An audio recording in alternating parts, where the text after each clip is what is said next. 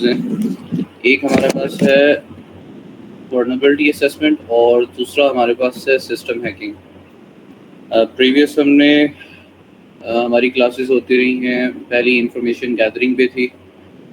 हमने information gathering के कुछ विंडोज़ के टूल्स भी देखे और कुछ लिनक्स के भी देखे। इसके साथ साथ मैंने आपको वो टूल्स जो हैं वो प्रोवाइड भी किए थे। अगर आपके पास मौजूद है तो वो आप इसे यूज़ करके इंफॉर्मेशन गैदरिंग परफॉर्म कर सकते हैं। जिसके अंदर हमने लाइव सिस्टम्स डिटेक्शन देखी थी। हमने एक रेंज दी थी आईपी एड्रेसेस की, नेटवर्क रेंज दे के वहाँ पे कितने सिस्टम्स अलाइव हैं, उनके यूज़र नेम क्या है, उनके आईपी एड्रेसेस क्या हैं। तो अलॉन्ग विद दैट हमने साथ साथ कुछ सोशल मीडिया प्लेटफॉर्म्स के ऊपर भी लाइक शेयरलॉग वगैरह यूज़ करना सीखा और वो सारी एक्सरसाइजेस परफॉर्म की, वो सारी लैब्स परफॉर्म की जो कि हमारे CH मॉड्यूल के अंदर मौजूद थी। Same as it is next module हमारा नेटवर्क स्कैनिंग का था, जहाँ पे हमें CH के अंदर जितनी भी लैब्स हमारे पास मौजूद थी, मैंने आपके साथ PDF भी शेयर किया था और साथ साथ CH वर्जन 13 के जो इन्होंने टूल्स प्रोवाइड कर रखे थे, मैंने वो भी आपके साथ शेयर किए थे सो दैट कि आप उसे यूज़ करके सिस्टम इंफॉर्मेशन नेटवर्क इंफॉर्मेशन जो है नेटवर्क स्कैनिंग परफॉर्म कर सकें। जहाँ पे नेटवर्क स्कैनिंग में मेजर हमारे यही टास्क होते हैं कि ऑपरेटिंग सिस्टम का नेम क्या है, ऑपरेटिंग सिस्टम का वर्जन क्या है, उसके ऊपर कितने पोर्ट्स ओपन हैं, कितने क्लोज हैं, उनके ऊपर कौन कौन सी सर्विसेज चल रही हैं। और नेक्स्ट पार्ट था हमारा इनामोरेशन का, जहाँ पे हमने एक ट्राई हैकमी का रूम देखा था SNMB और FTP के ऊपर हमने ये 2 प्रोटोकॉल देखे थे जिसे हमने इनामोरेट किया था। अभी वो आपका मॉड्यूल पड़ा है थोड़ा बहुत, तो हम वो भी क्लियर कर लेंगे। नेक्स्ट हमारा आता है वर्नेबिलिटी असेसमेंट में। वर्नेबिलिटी असेसमेंट एक ऐसा जो है वो फेज़ है जिसको एथिकल हैकर्स, पेनिट्रेशन टेस्टर हर हाल में जो है वो कंप्लीट करते हैं। जाहिर है हमें हैकिंग जो है किसी भी सिस्टम की अनऑथराइज्ड एक्सेस लेना हैकिंग कहलाती है और वो पर्सन जो उस सिस्टम की अनऑथराइज्ड एक्सेस गेन करता है उसे हैकर कहते हैं। अब किसी भी सिस्टम की अनऑथराइज्ड एक्सेस कैसे ली जाए? अगर किसी वेब एप्लीकेशन में या किसी सिस्टम में किसी भी किस्म की मिसकॉन्फ़िगरेशन है या कोई सिक्योरिटी प्रोटोकॉल इनेबल किया हुआ है लेकिन उसके ऊपर ऑथेंटिकेशन इनेबल नहीं है, या कोई भी एक ऐसा जो सिक्योरिटी फ्लॉ, कोई ऐसी वर्नेबिलिटी, कोई ऐसा सॉफ्टवेयर, कोई ऐसी अपडेट जो कि उस सिस्टम के लिए ज़रूरी थी लेकिन मौजूद नहीं है, तो उस लिहाज से उस सिस्टम में लूप होल्स क्रिएट होते हैं।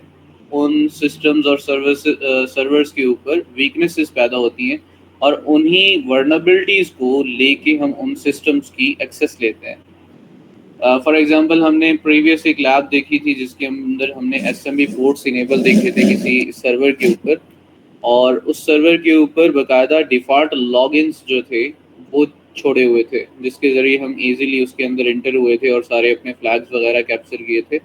Same as it is file transfer protocol था, तो उसके अंदर भी डिफ़ॉल्ट पासवर्ड्स जो थे वो इनेबल कर रखे थे और इजीली हमने उसकी एक्सेस ले ली थी। इवन वहाँ पे हमारे पास कुछ ऐसी इंफॉर्मेशन भी मौजूद थी, लाइक हमें एक यूज़र नेम मिला, उसकी बेस्ड पे हमने ब्रूट फोर्स किया बाय यूजिंग हाइड्रा और फिर हमने वहाँ से पासवर्ड रिट्रीव किया था। तो इसी तरह से किसी भी किस्म की कोई भी वर्नेबिलिटी, कोई भी वीकनेस, कोई भी लूप होल जो है वो डिस्कवर करने के लिए हम एक फेज से गुजरते हैं जिसे हम जो है वर्नेबिलिटी असेसमेंट कहते हैं। अब वर्नेबिलिटी असेसमेंट की 2 टाइप्स है। एक होती है आपकी ऑथराइज्ड वर्नेबिलिटी असेसमेंट और एक होती है unauthorised vulnerability assessment. There are 2 types of vulnerability assessment. The first one is authorized and the second one is unauthorized vulnerability assessment.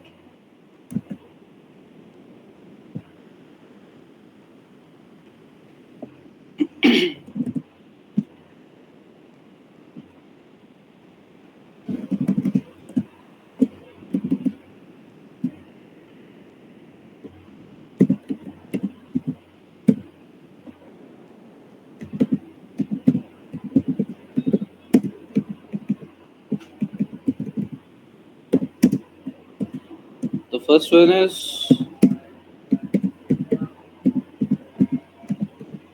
authorized, and the second one is unauthorized.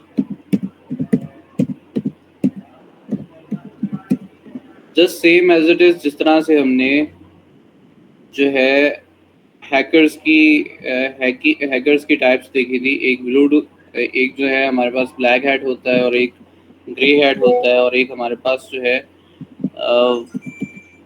White hat hacker होता है, जिसके अंदर एक जो है वो with permissions hacking perform करता है और एक जो है वो विदाउट परमिशन हैकिंग परफॉर्म करता है। सेम एज इट इज हमारे पास यही सिनेरियो रेड टीमिंग के अंदर होता है, जहाँ पे आप जो है पेनिट्रेशन टेस्टिंग परफॉर्म करते हैं। पेनिट्रेशन टेस्टिंग में भी 3 टाइप्स है, एक आपके पास वाइट बॉक्स होती है, एक ग्रे बॉक्स होती है और एक ब्लैक बॉक्स होती है। जो आपके पास वाइट बॉक्स पेनिट्रेशन टेस्टिंग होती है, वाइट बॉक्स के अंदर हमें हर एक चीज़ प्रोवाइड कर रखी होती है।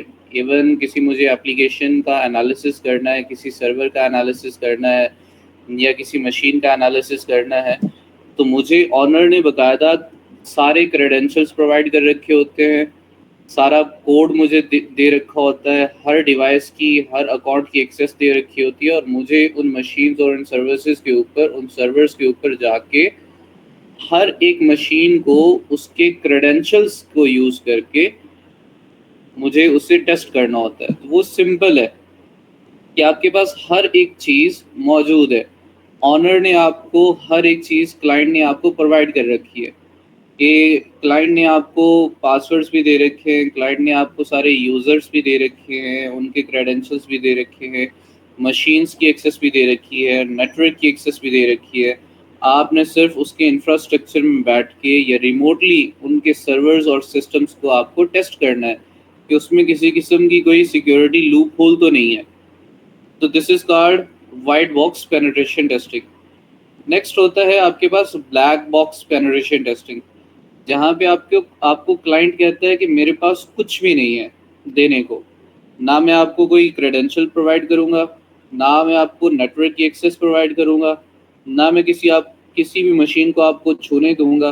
तो आपको एक रेड टीमर के तौर पे, एक एक्चुअल हैकर और रियल बेस्ड लाइफ सिनेरियोज की बेस पे आपको उसके नेटवर्क को भी हैक करना होता है, उसकी डिवाइसेस को भी हैक करना होता है, उसके इंफ्रास्ट्रक्चर में मौजूद सारे सिस्टम्स के अंदर लूप होल्स फाइंड करके उसे रिपोर्ट करनी होती है एक एक्चुअल हैकर की तरह। वो हमारे पास ब्लैक बॉक्स पेनिट्रेशन टेस्टिंग कहलाती है। अब बीच में आता है आपका grey box penetration testing. Grey box penetration testing में कुछ चीज़ें आपको प्रोवाइड कर दी जाती हैं और कुछ चीज़ें आपको हासिल करनी होती हैं। तो सेम एज इट इज़ यहाँ पे हमारे पास वर्नेबिलिटी असेसमेंट में भी 2 टाइप्स हैं। एक है ऑथराइज्ड, कि भाई आपको क्लाइंट जो है वो कहता है कि मेरी वेब एप्लीकेशन है, ये मेरा सर्वर है, ये मेरा सिस्टम है जिसकी आपको वर्नेबिलिटी असेसमेंट परफॉर्म करनी है। वो आपको सारे क्रेडेंशियल्स भी प्रोवाइड करता है, अपने नेटवर्क की एक्सेस भी प्रोवाइड करता है और सारा कुछ प्रोवाइड करने के बाद आपको एक एक चीज़ के बारे में गाइडेंस भी देता है और करने के बाद आप उस सिस्टम की या उस डिजिटल एसेट की आप कंप्लीट जो है वो असेसमेंट करते हैं, उसमें से वर्नेबिलिटीज फाइंड करते हैं। वो हमारे पास ऑथराइज्ड एक्सेस होती है या ऑथराइज्ड वर्नेबिलिटी असेसमेंट होती है कि हमें जहाँ पे हर एक चीज़ प्रोवाइड कर दी गई है। और एक होती है अनऑथराइज्ड, कि क्लाइंट आपके पास आता है और आपको कहता है कि आप उसके डिजिटल एसेट की आपको असेसमेंट करनी है, ना आपको वो उसके कोई क्रेडेंशियल प्रोवाइड करता है, ना वो आपको अपने नेटवर्क के अंदर इंटर होने देता है और हर एक चीज़ उसने हाइड कर रखी है और कहीं पे बैठ के आपको उसकी असेसमेंट करनी है। तो that is called unauthorised vulnerability assessment. मिसाल के तौर पे एक क्लाइंट आया आपके पास और उस क्लाइंट के 6-7 सर्वर हैं डिफरेंट कंट्रीज़ के अंदर। अब आप पाकिस्तान में बैठे हैं और वो कहता है कि आपने वर्नेबिलिटी असेसमेंट करनी है उसके सारे सर्वर्स की। तो फर्स्ट ऑफ ऑल हमें देखना है कि क्या उसका सर्वर अगर कोई पाकिस्तान में मौजूद है तो क्या सिर्फ एक्सेसिबल है सिर्फ पाकिस्तान में ही, या अगर उसका दूसरा सर्वर इंडिया में है तो क्या आप पाकिस्तान में बैठ के उसे एक्सेस कर सकते हैं या नहीं कर सकते। तो some services, some devices, some servers are only accessible and the regarding country के जहाँ पे वो मौजूद है। मिसाल के तौर पे अगर हम अपनी एजुकेशन बोर्ड्स की साइट्स देखें या गवर्नमेंट की कुछ साइट्स हैं, वो सिर्फ पाकिस्तानी ही विजिट कर सकते हैं पाकिस्तान में रह के। तो बाहर की कंट्री का कोई विजिट नहीं कर सकेगा जब तक कि वो पाकिस्तान के वीपीएन, पाकिस्तान की आईपी एड्रेसेस से, पाकिस्तान के नेटवर्क से उसे एक्सेस नहीं करेगा। तो आप उस क्लाइंट से पूछेंगे कि भाई अगर तो वो सारे एक्सेसिबल हैं पाकिस्तान में तो मैं असेसमेंट कर सकता हूँ, अगर तो वो एक्सेसिबल नहीं है तो फिर वो थ्रू वीपीएन फाइल आपको हर एक कंट्री के सर्वर की एक्सेस प्रोवाइड करेगा। आप उस वीपीएन फाइल के थ्रू हर सर्वर के नेटवर्क के साथ कनेक्ट होकर उस सर्वर की असेसमेंट परफॉर्म करेंगे।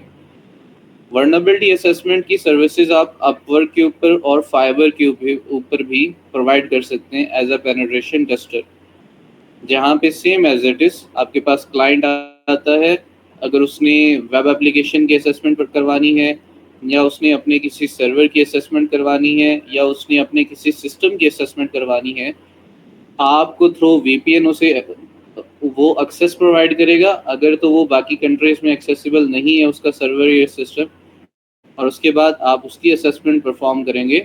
दो तरीके हैं, एक मैनुअली भी है और एक ऑटोमेटेड भी है। ऑटोमेटेड के अंदर आप डिफरेंट ऑटोमेशन के लिए टूल्स यूज़ करते हैं। मिसाल के तौर पे मेरे पास यहाँ पे एक टूल है ज़ैप प्रॉक्सी, तो सेम इसे आप जो है वो इजीली डाउनलोड कर सकते हैं। आप यहाँ पे ज़ैप स्कैनर के नाम से भी लिख सकते हैं या आप वास्प ज़ैप भी लिख सकते हैं। तो लिखने के बाद आप इसे यहाँ से डाउनलोड कर सकते हैं। अच्छा, कीप इन माइंड यहाँ पे आपके काफ़ी सारे टूल्स मैं आपको प्रोवाइड भी करूँगा, इस वर्नेबिलिटी असेसमेंट से रिलेटेड भी काफ़ी सारे टूल्स हैं। तो आपकी ये सारी की सारी टूल्स जो हैं वो आपके डिवाइस के कुछ ऐसे रिसोर्सेज को एक्सेस करती हैं जो कि एडमिनिस्ट्रेटर प्रिविलेजेस के साथ ही पॉसिबल है। तो आपको जब ये आप इंस्टॉल कर रहे होंगे, इवन ये लेजिटिमेट है और विदाउट एनी हार्म ये आपके डिवाइस के ऊपर जो है वो इंस्टॉल होता है और आप इसके ज़रिए स्कैनिंग परफॉर्म करते हैं वेब एप्लीकेशंस की। तो अगर आप इसे इंस्टॉल कर रहे हैं तो हो सकता है आपकी फायरवॉल आपको ये डाउनलोड ही ना करने दे, ठीक है।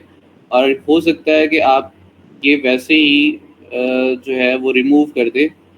तो उस लिहाज से अपना फायरवॉल को आपने ऑफ रखना है और एंटीवायरस को भी ऑफ रखना है, सो दैट ये इजीली इंस्टॉल हो सके और आपका सिस्टम जो है इसे यूज़ कर सके। आफ्टर इंस्टॉलेशन आप दोबारा अपने फायरवॉल और एंटीवायरस को इनेबल कर सकते हैं, नो इशू। मेरे पास यहाँ पे ज़ैप है, हम एक एक करके जितने भी इसमें टूल्स यूज़ होते हैं वो देखते हैं, मोस्टली हम यहाँ पे डिस्कस करेंगे।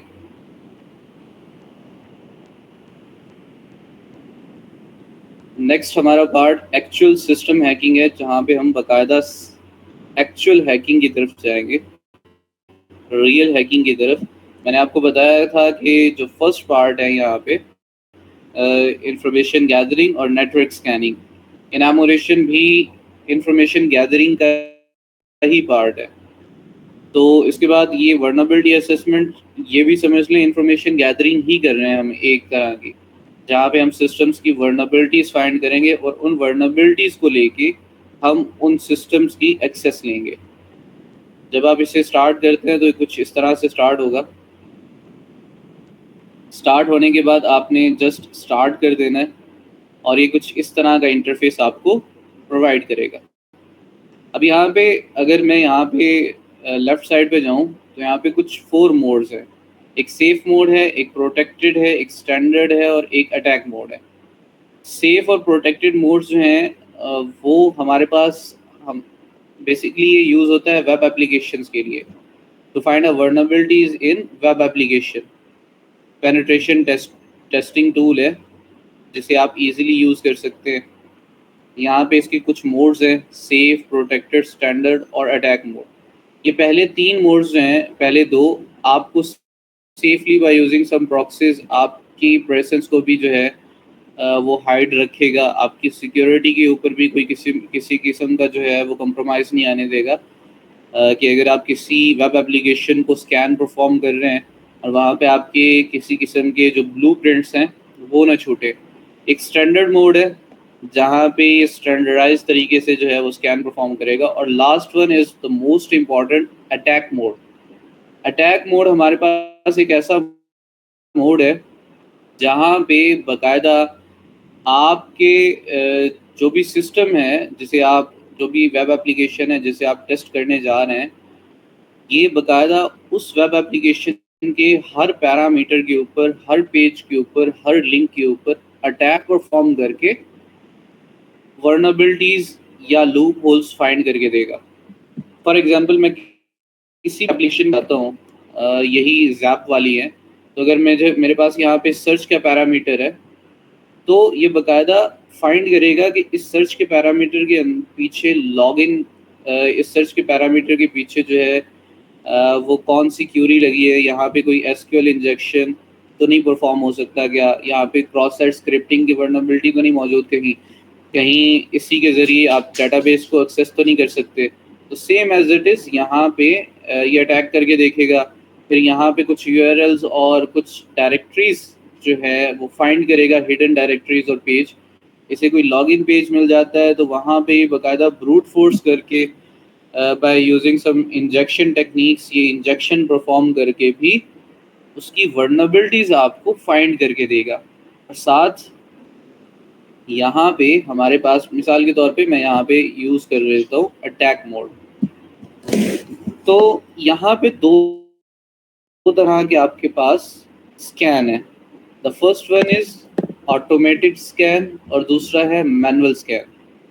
ऑटोमेटेड स्कैन के अंदर क्या होता है कि आप इसे सिंपल एक टारगेट दे देते हो, ऑटोमेटिकली ये उस वेब एप्लीकेशन को कंप्लीट स्कैन परफॉर्म करेगा by using some attack methods also. और हमें यहाँ पे इसने सारे अलर्ट्स वगैरह आउटपुट के अंदर हर एक चीज़ मुझे प्रोवाइड कर देनी है, जिसे मैं एनालाइज करके पूरी असेसमेंट कर सकता हूँ। और एक आता है आपके पास मैनुअली, कि मैनुअली आप इसे एक लिंक प्रोवाइड करोगे वेब एप्लीकेशन का, और ये वेब एप्लीकेशन का वो लिंक बाकायदा एक क्रोम के अंदर, फायरफॉक्स के अंदर या आपका जो भी ब्राउज़र है उसके अंदर ओपन करेगा और आप इसे गाइड करेंगे कि फ़लाँ पेज को एक्सप्लोर करना है या नहीं करना। ऑटोमेटेड के अंदर ऑटोमेटिकली ये स्कैन कर रहा है उस वेब एप्लीकेशन के हर एक पेज, हर एक लिंक को। मैनुअली स्कैन के अंदर आप बाकायदा इसे मैनुअली देते हैं इंस्ट्रक्शंस कि फ़लाँ पेज के ऊपर जाना है, फ़लाँ लिंक के ऊपर जाना है, तो उस लिहाज से आपको मैनुअली टेस्टिंग का भी जो है यहाँ पे ऑप्शन मिल जाता है। अगर मैं इसे ऑटोमेटेड स्कैन के ऊपर क्लिक करता हूँ, next I have to provide the URL of my site. तो अगर मैं कोई भी एप्लीकेशन उठा लेता हूँ, लाइक हम जो है यहाँ पे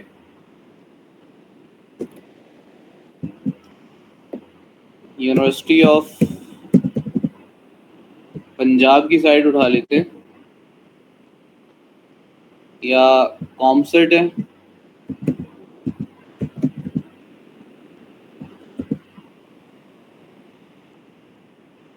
आपको सिंपल यहाँ पे इस लिंक को कॉपी करना है। कॉपी करने के बाद आपने यहाँ पे अपने इस टूल को प्रोवाइड कर देनी है लिंक। कीप इन माइंड ये बैक एंड वाला बैकस्लैश भी आपने ख़त्म नहीं करना, सेम एज इट इज़ ही रहेगा। यहाँ पे आपके पास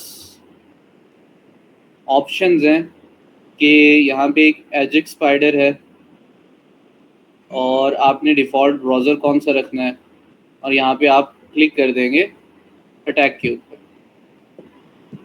अच्छा, जब इसने स्टार्ट कर देना है अटैक, तो यहाँ पे कुछ फ्लैग्स नज़र आ रहे हैं। ये सारे वर्नेबिलिटीज़ के फ्लैग्स हैं। एक ऐसी वर्नेबिलिटी जो यहाँ पे मुझे शो कर रहा है ब्लू के अंदर, इसका मतलब है कि कोई ऐसी वर्नबिलिटी मिली है कि जिसके अंदर कोई ऐसा पेज है जहाँ पे कोई एक ऐसी इंफॉर्मेशन मिल सकती है जिसे यूज़ करके अटैकर अपने अटैक में यूज़ कर सकता है।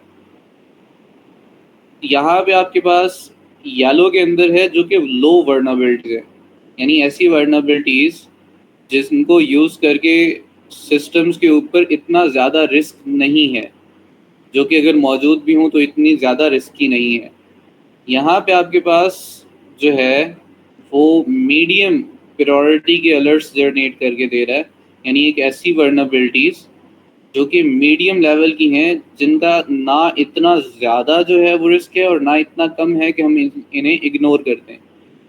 तो यहाँ पे साथ ही हमारे पास रेड फ्लैग है जो कि हाई प्रायोरिटी वर्नबिलिटीज़ आपको प्रोवाइड करेगा, जिसकी बेस के ऊपर हैकर्स जो है वो इजीली एक्सेस गेन कर सकते हैं। तो हमें जो मीडियम वर्नबिलिटीज़ है, लो वर्नबिलिटीज़, इंफॉर्मेशनल प्रायोरिटी अलर्ट्स हैं, इन सभी के ऊपर हमें एक-एक चीज़ के ऊपर बाकायदा जो है वो ध्यान देना होता है कि मोस्टली हैकर्स जो हैं वो लो वर्नबिलिटीज़ को भी टारगेट करके पूरे सिस्टम की एक्सेस गेन कर सकते हैं। तो सेम एज़ इट इज़ यहाँ पे हमारे पास ये सारे अलर्ट्स जो हैं वो जनरेट हो जाएंगे। और ये जो स्पाइडर है और एक एक्टिव स्कैन है, अभी एक्टिव स्कैन जो है ये स्टार्ट नहीं हुआ, 0% है। मेरा यहाँ पे स्पाइडर काम कर रहा है। तो स्पाइडर का मतलब ये है कि जिस तरह से एक जाल होता है, स्पाइडर बनता है, सेम ये हर एक पेज के ऊपर क्रॉलिंग करेगा और हर एक पेज को, हर एक लिंक को एक्सप्लोर करेगा उस वेब एप्लीकेशन के। आपके पास और भी काफ़ी सारे ऑप्शंस हैं। यहाँ पे आप क्लिक करते हैं तो एजेक्स स्पाइडर है, ऑटोमेशन है, एंड पॉइंट है, क्लाइंट स्पाइडर है, फिजर है, फोर्स ब्राउज़र है, और आप लिमिटाइज कर सकते हैं अपने पैकेट्स को और साथ साथ अपनी ट्रैफिक को। आप थ्रो वेब सॉकेट्स जो हैं वो अपनी प्रॉक्सीज वगैरह सेट करते हैं। यहाँ पे एक बहुत इंटरेस्टिंग है फिजर। फिजर एक ऐसा ऑप्शन है जो कि मोस्टली हम यूज़ कर रहे होते हैं for fudging a web application. फजर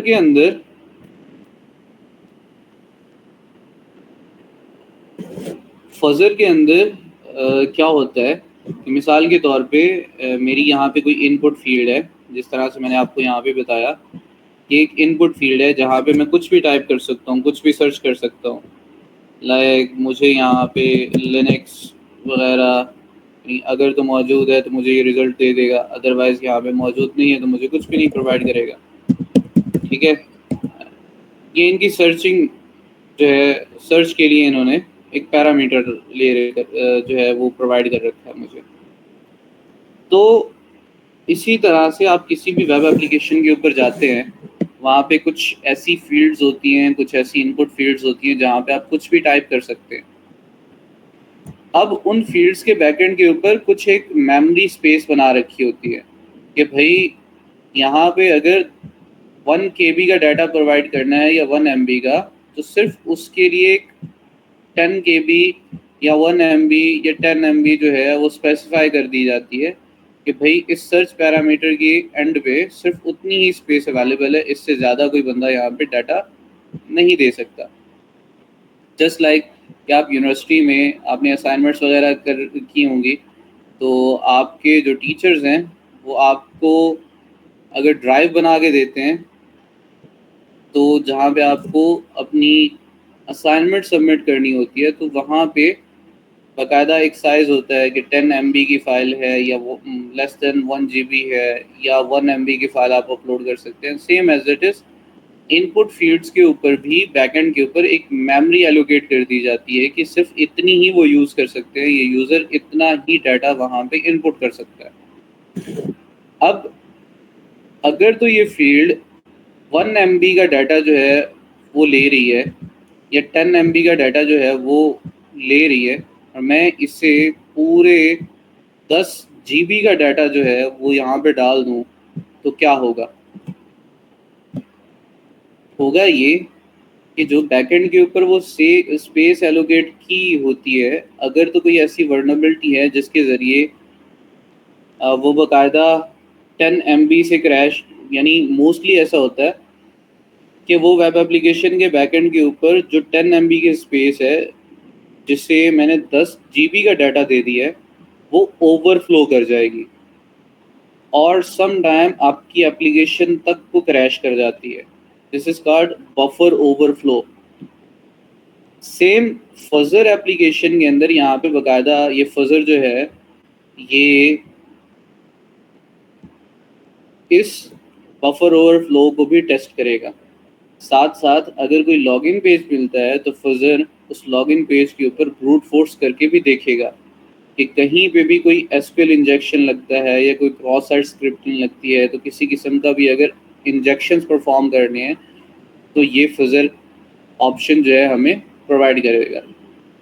अब यहाँ पे मेरी ये टेस्टिंग के ऊपर ये काफ़ी टाइम लेगा, तो अभी अगर हम देखें तो ये हर एक पेज के ऊपर, हर एक लिंक के ऊपर, हर एक डायरेक्टरी के ऊपर ये अपनी टेस्टिंग कर रहा है, ठीक है। और इसे कुछ यहाँ पे जो है वो फ्लैग्स भी मिले हैं, कुछ अलर्ट्स भी मिले हैं।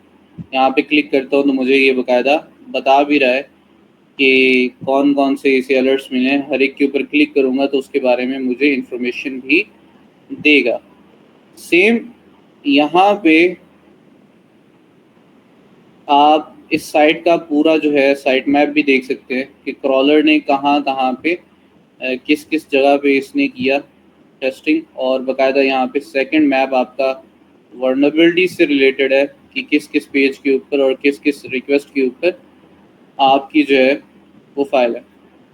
यहाँ पे मुझे reports.txt की फ़ाइल इसने बताई कि यहाँ पे भी वर्नेबिलिटी है कि ये फ़ाइल एक्सेसिबल नहीं होनी चाहिए थी, पर ये एक्सेसिबल है सेम एज इट इज़। यहाँ पे बाकी चीज़ें भी हैं, तो इसके ऊपर काफ़ी टाइम लेगा, लेकिन मुझे पूरी मेरी साइट का निचोड़ जो है वो निकाल के देगा। अभी एजेक्स स्पाइडर काम कर रहा है, एक्टिव स्कैन अभी स्टार्ट और भी लगा सकता हूँ मैं। तो ये तो जितने टूल्स आप यूज़ करते जाओ। मुझे पूरी रिपोर्ट चाहिए, तो ऊपर यहाँ पे रिपोर्ट का ऑप्शन है।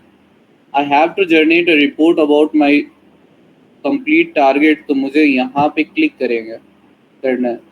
रिपोर्ट का टाइटल यानी मुझे वेब एप्लीकेशन का नाम दे देना है, या कोई भी आप दे सकते हैं कि पंजाब यूनिवर्सिटी है। इसी तरह से रिपोर्ट का नाम कि मुझे किस नाम से इसे सेव करना है, खुद के लिए फाइल का नाम क्या हो, तो माय फर्स्ट रिपोर्ट के नाम से मैंने इसे सेव कर लिया। मुझे सेव कहाँ पे करना है, तो उस लिहाज से मैं अपना यहाँ पे देख सकता हूँ। मुझे डॉक्यूमेंट्स में सेव करना है, ये मुझे माई पीसी के अंदर कहीं पे सेव करना है, मैं यहाँ पे सेव कर लेता हूँ।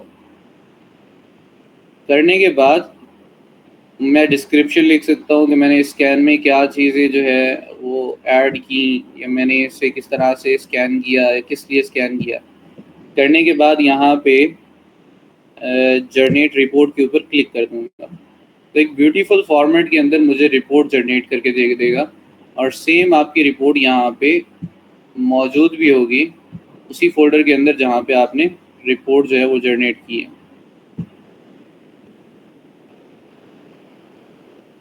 तो मेरे डॉक्यूमेंट्स में था वर्जन 13, माय फर्स्ट रिपोर्ट के नाम से फ़ोल्डर बना, और उस फोल्डर के अंदर यहाँ पे मेरे पास माय फर्स्ट रिपोर्ट आ चुकी है। सेम यहाँ पे मेरी फर्स्ट रिपोर्ट ओपन भी हो चुकी, जहाँ पे मैं कंप्लीट एनालाइज कर सकता हूँ कि भाई कितने अलर्ट्स मिले और उनकी प्रायोरिटी क्या थी, अलर्ट्स की टाइप क्या थी। ये पूरा टेबल ऑफ कंटेंट है। नीचे अगर जाओ तो मुझे यहाँ पे समरी दे रखी है इसने कि कितने परसेंट कितने रिस्क वाली क्या क्या वर्नेबिलिटीज़ मुझे मिली हैं, उनका रिस्क क्या था, उनका कॉन्फिडेंस कितना था, और साथ साथ यहाँ पे मुझे इसने रिस्क को जो है वो बताया है कि पहला रिस्क जो है, पहली वर्नेबिलिटी ये मिली, दूसरी ये मिली, तीसरी ये थी। इसी तरह से ये सारी वर्नेबिलिटीज़ फ्रॉम यहाँ पे कुछ सस्पिशियस कमेंट्स मिले हैं इसे। और अगर नीचे जाए अलर्ट्स के अंदर, तो ये एक अलर्ट मिला है मुझे, या अगर ये अलर्ट है तो किसी के ऊपर भी अगर मैं यहाँ पे क्लिक करता हूँ तो उस वर्नेबिलिटी के बारे में ये मुझे बताएगा कि भाई अलर्ट की टाइप क्या है, इस वर्नेबिलिटी से क्या क्या चीज़ें हो सकती हैं और क्या इसका इफ़ेक्ट है। मैंने यानी इस टूल ने किस पेज के किस यूआरएल के और किस कोड के ऊपर इसने किस तरह से रिक्वेस्ट की, उसका रिस्पांस क्या आया, और इस रिस्पांस के अगेंस्ट ये मुझे बताएगा कि किस पेज के ऊपर क्या इफ़ेक्ट पड़ा विद कोडिंग, और इसका सोल्यूशन भी बताएगा कि भाई इससे आपको अगर बचना है तो वो क्या करना है। सेम एज इट इज़ यहाँ पे कुकी विदाउट सिक्योर फ्लैग है, ये एक वर्नेबिलिटी है जहाँ पे मुझे वर्नेबिलिटी नेम भी बता रखा है इसने कि भाई कॉमन वर्नेबिलिटी नेम क्या है रेफरेंसेस के साथ, cookie without same site attribute. तो काफ़ी सारी वर्नेबिलिटीज़ है। यहाँ पे इसने बताया सस्पिशियस कमेंट जो है वो लीक आउट कर रखा है इन्होंने। ये कुछ एग्ज़ाम से रिलेटेड कोई किसी जगह पे एक फीडबैक है और इसने वो फीडबैक निकाल के दिया है कि हो सकता है उस फीडबैक के थ्रू अटैकर जो है वो अटैक करने में कामयाब हो सके। अभी हमारा मतलब सिर्फ वर्नेबिलिटीज़ को निकालना है। ये वेब एप्लीकेशन के लिए हमारे पास यहाँ पे एक टूल यूज़ हो गया। इसी तरह से आप अगर मैं लिनक्स के अंदर मूव करूँ तो लेट्स सी,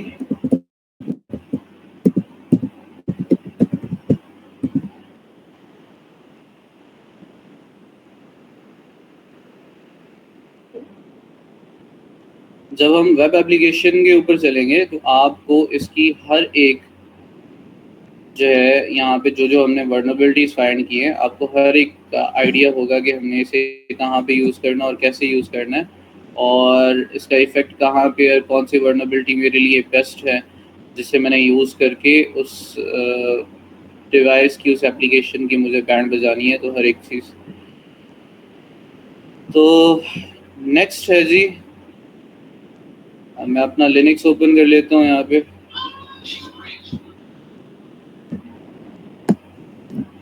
और उससे पहले मैं आपको विंडोज़ का एक टूल जो है OSCP का टूल है, मोस्टली आपके यहाँ पे CH में मौजूद तो नहीं है, लैब्स में भी नहीं है, लेकिन एक बहुत कमाल का टूल है। अगर हम ना करें तो वो उस टूल के साथ भी ज़्यादती है और वर्नेबिलिटी असेसमेंट के साथ भी ज़्यादती है। तो अभी ये हो जाए।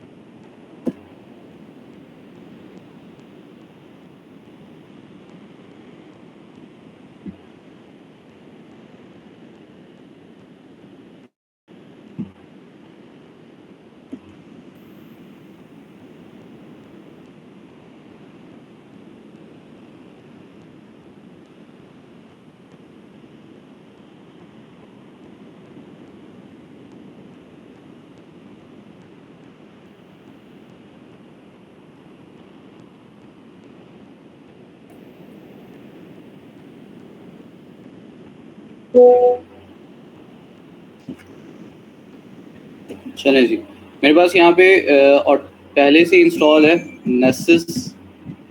तो अगर मैं इसे ओपन करता हूँ, हम इसकी इंस्टॉलेशन भी देखेंगे कि इसे इंस्टॉल कैसे करते हैं और इसकी क्या क्या फ्रेमवर्क्स हैं, वो सारी चीज़ें।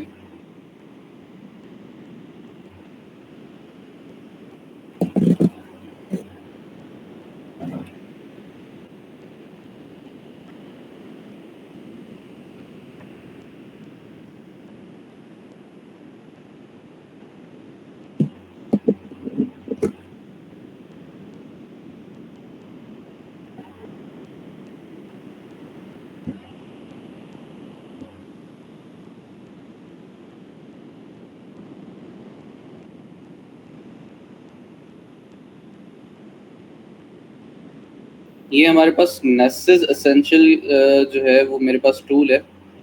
नेसिस जो है वो मोस्टली आपका यूज़ होता है वर्नेबिलिटी असेसमेंट के लिए, और ये है भी वर्नेबिलिटी असेसमेंट के लिए। अब ये इतना पावरफुल टूल है कि तकरीबन 70,000 वर्नेबिलिटीज़ के ऊपर ये टेस्टिंग परफॉर्म करता है। अगर आप इसे एक सिस्टम के लिए आईपी एड्रेस दे रहे हैं तो एक सिस्टम को भी स्कैन करेगा। अगर आप इसे पूरे 100 सिस्टम की एक पूरी फाइल भी दे रहे हैं तो ये स्कैन करेगा। अगर आप एक वेब एप्लीकेशन इसे प्रोवाइड कर रहे हैं तो उसे भी ये स्कैन करेगा। अगर आप इसे 100 एप्लीकेशंस भी दे रहे हैं तो ये स्कैन करेगा। 68,000 वर्नेबिलिटीज़ और 1 लाख ऑलमोस्ट 1,70,000 प्लगइन्स हैं जिनके ज़रिए ये स्कैन परफॉर्म करता है अपने टारगेट्स को। काफ़ी सारे फीचर्स हैं इसके, और इंस्टॉलेशन भी हम देखेंगे। यहाँ पे मेरे पास ये ऑलरेडी इंस्टॉल है, मैं लॉगिन कर लेता हूँ। लॉगिन करने के बाद मेरे पास कुछ ऐसा ओवरव्यू आएगा। आपने इसके ऊपर काफ़ी टाइम लगता है पूरा स्कैन होने के पूरा इंस्टॉल होने के अंदर।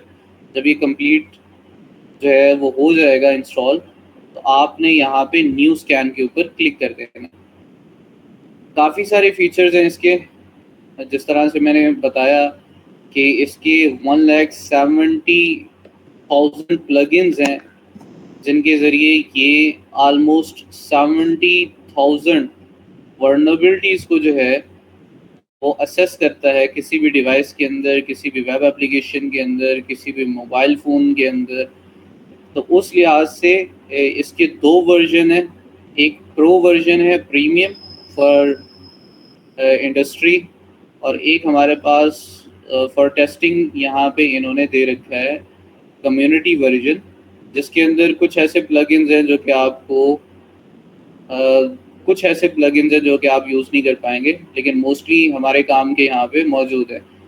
लाइक होस्ट डिस्कवरी है, पिंग ऑनली डिस्कवरी है, बेसिक नेटवर्क स्कैनिंग परफॉर्म करनी है या क्रेडेंशियल वैलिडेशन है, एडवांस स्कैनिंग है या एडवांस डायनेमिक स्कैन है, कोई मालवेयर स्कैन परफॉर्म करना है या किसी एजेंट को स्कैन करना है।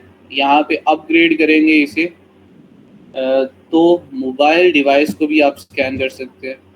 हमारे काम की चीज़ यहाँ पे वेब एप्लीकेशन टेस्टिंग भी मौजूद है और सिस्टम टेस्टिंग भी मौजूद है यहाँ पे, ठीक है, एडवांस स्कैन और एडवांस डायनेमिक स्कैन के अंदर। एक्टिव डायरेक्टरी स्कैनर है, क्रेडेंशियल पैच है, और इवन फाइंड एआई के थ्रू आप मशीन लर्निंग होगी, आर्टिफिशियल इंटेलिजेंस होगी, तो उनके ज़रिए भी आप वर्नेबिलिटीज़ फाइंड कर सकते हैं।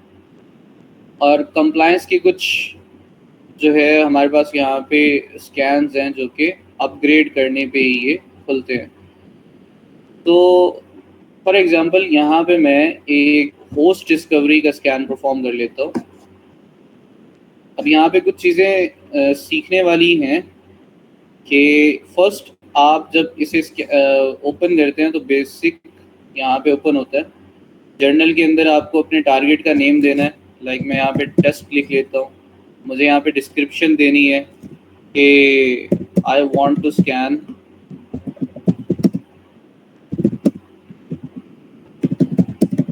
a system is alive or not।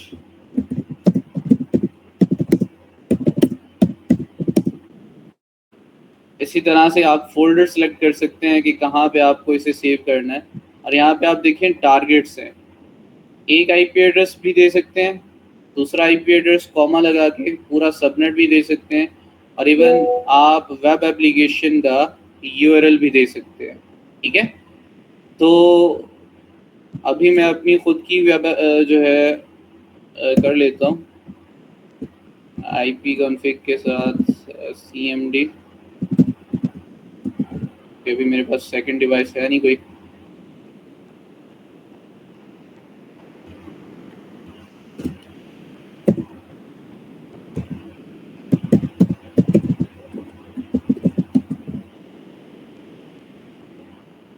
This one is my IP address. और अभी मैं सिर्फ इसे स्कैन नहीं करूँगा, मेरे नेटवर्क के साथ कनेक्टेड जितने भी सिस्टम्स हैं ना, यानी मेरे हॉस्टल में यहाँ पे जितने भी बाकी सिस्टम्स हैं, मैं उनको भी स्कैन परफॉर्म करने की सोच रहा हूँ।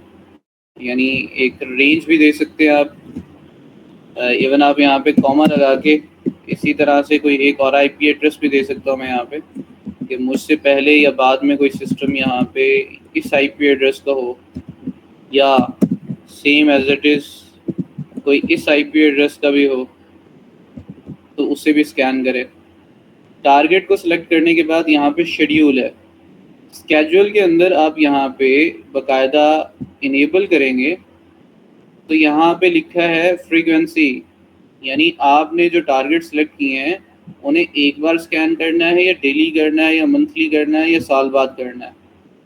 इवन आप यहाँ पे टाइम और डेट भी सिलेक्ट कर सकते हैं और किस टाइम जोन के ऊपर स्कैन करना है, ये सारा कुछ तो अभी डिसेबल कर रखा है मैंने, क्योंकि मुझे तो अभी स्कैन परफॉर्म करना है। नोटिफिकेशन के ऊपर आप अपना ईमेल दे सकते हैं, जहाँ पे ये बाकायदा आपको स्कैन परफॉर्म करने के बाद ईमेल करेगा कि भाई मैंने सारी स्कैनिंग परफॉर्म कर ली है और काइंडली चेक योर नेसेस डैशबोर्ड, कि जहाँ पे आप चेक कर सकते हैं। सेम यहाँ पे मेरे पास डिस्कवरी का ऑप्शन है, जहाँ पे आप जो है वो कस्टमाइज़ कर सकते हैं कि मुझे ऑपरेटिंग सिस्टम आइडेंटिफाई करना है या कॉमन पोर्ट्स को स्कैन करना है या ऑल पोर्ट्स को स्कैन करना है, ये कस्टम करना है।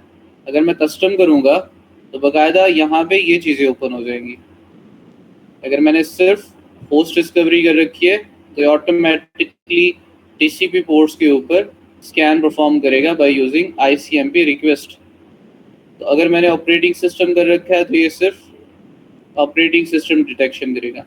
ऑल पोर्ट्स कर रहा हूँ तो ये मुझे बता रहा है कि 1 से लेके 65,535 पोर्ट्स को ये स्कैन करेगा, और किस तरह से स्कैन करेगा ये सारा कुछ इसने बता रखा है। अगर कस्टम पे जाता हूँ तो मुझे होस्ट डिस्कवरी और पोर्ट स्कैनिंग दोनों को कस्टमाइज़ करना पड़ता है और बताना पड़ता है कि मुझे फास्ट नेटवर्क डिस्कवरी चाहिए या मुझे कौन कौन से पैकेट्स वहाँ पे सेंड करने हैं, मुझे UDP पोर्ट्स भी जो है वो स्कैन करने हैं या नहीं करने हैं, उस नेटवर्क के अंदर मौजूद कोई प्रिंटर है तो उसके लिए स्कैन करो, कोई और टेक्नोलॉजी है तो उसके लिए स्कैन करो। करने के बाद मैं इसे सेव कर सकता हूँ।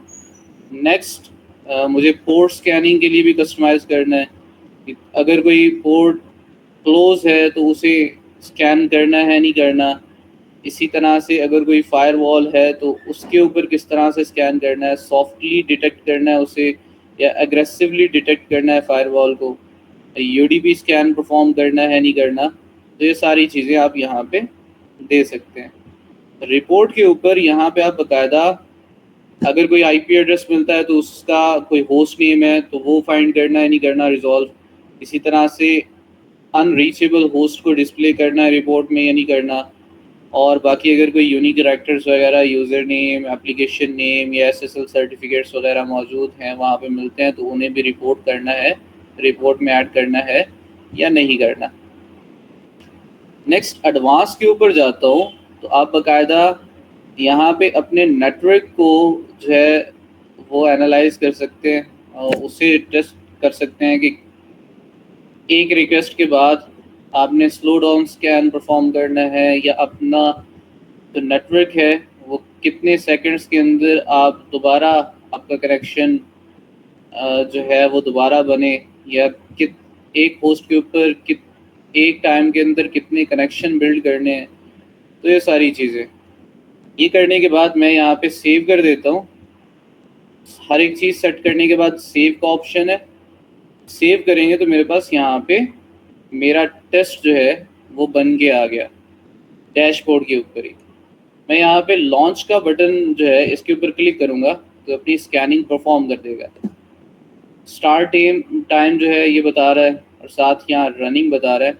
इसके ऊपर आप क्लिक करोगे तो आपको बताएगा कि भाई ये कुछ पैरामीटर्स हैं जहाँ पे इस कलर के अंदर डिफरेंट वर्नरेबिलिटीज़ ये शो करेगा और इसने स्टार्ट कहाँ से किया और इससे मेरे इस होस्ट के अंदर कौन कौन से IP एड्रेसेस के ऊपर कौन कौन से पोर्ट्स मिल रहे हैं और कौन कौन सी वर्नेबिलिटीज इसे मिल रही हैं, उनके बारे में ये बाकायदा मुझे यहाँ पे इंफॉर्मेशन दे रहा है।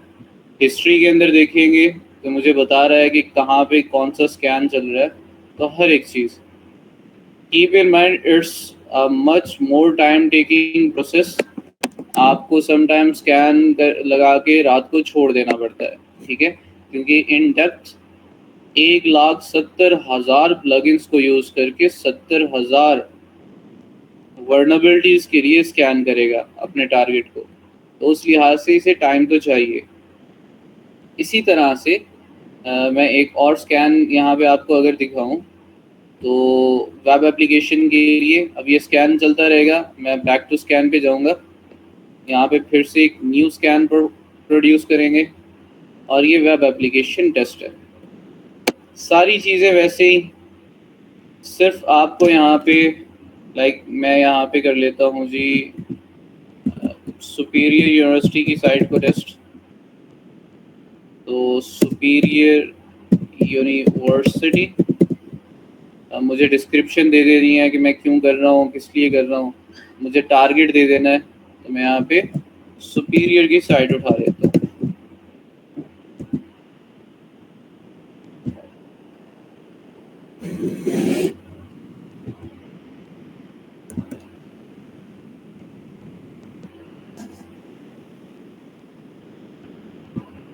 तो मुझे यहाँ पे बाकायदा इस को जो है वो प्रोवाइड कर देना है लिंक।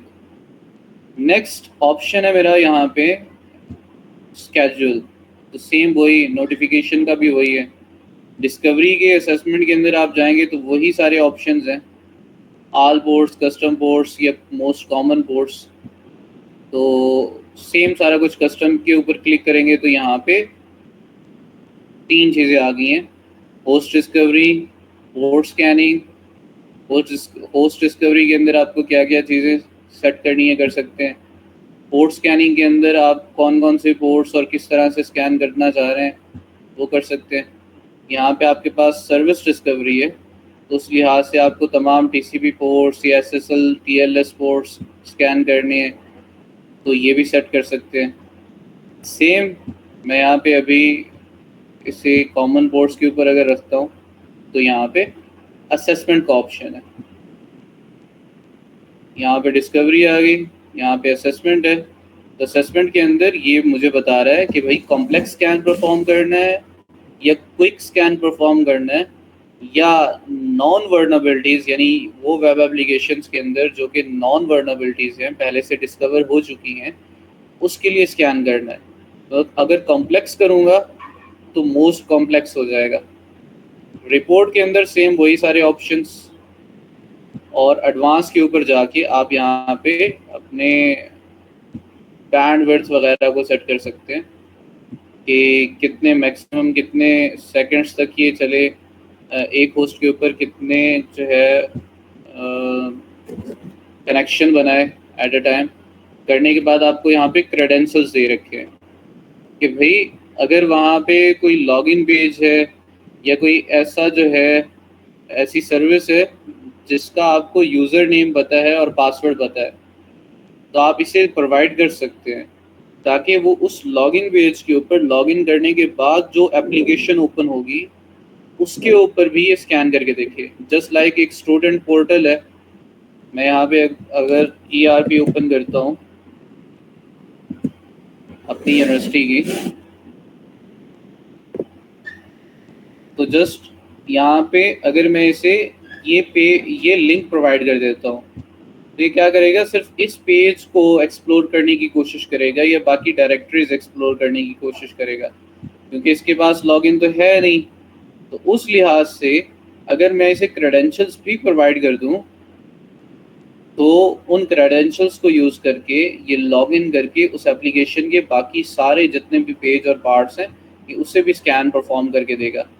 प्लगइन्स डिफाइन कर सकते हैं, ठीक है, और ये वही प्लगइन्स हैं जहाँ पे मैंने आपको बताया कि तकरीबन 70,000 प्लगइन्स जो हैं, 1,70,000 प्लगइन्स को ये यूज़ कर रहा होता है। तो बाकी सारा कुछ ओके, सेव करता हूँ मैं यहाँ पे तो मेरा स्कैन यहाँ पे चला गया। लॉन्च कर देंगे तो ये भी स्कैन स्टार्ट कर देगा। यहाँ पे मैं क्लिक करूँगा तो मुझे ये दिखाएगा भी सही कि स्कैन इसने कहाँ तक कितना किया।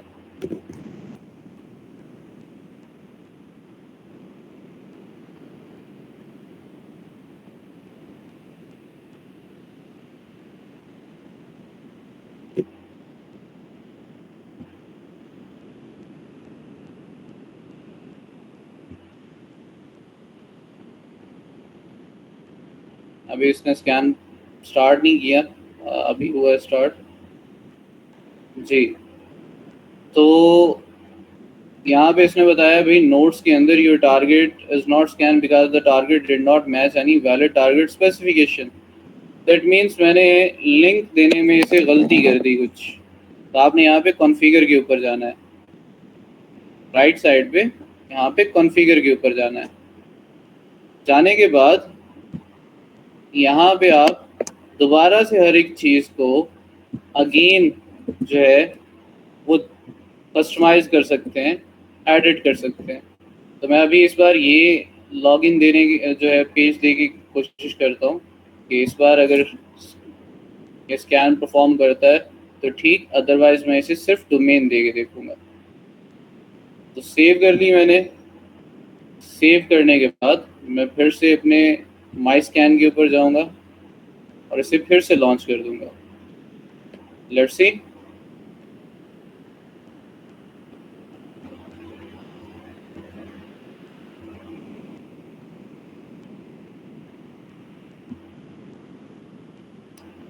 तो इस बार ये स्कैन करना स्टार्ट कर दिया इसने, it's running.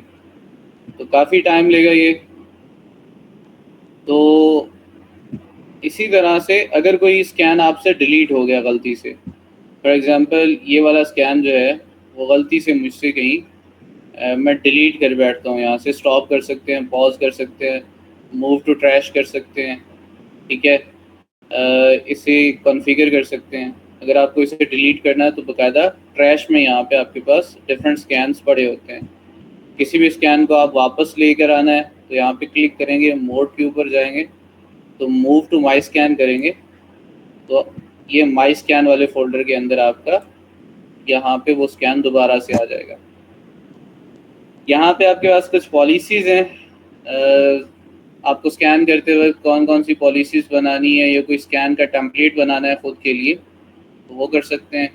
Plug in rules हैं और यहाँ पे टेरा स्कैन है, लाइक कोई ऐसा स्कैन जो है आप यूज़ करना चाह रहे हैं जो कि नंबर ऑफ़ डिफरेंट वेज के साथ स्कैन करें हर तरह से। ये भी एक स्कैनर ही है।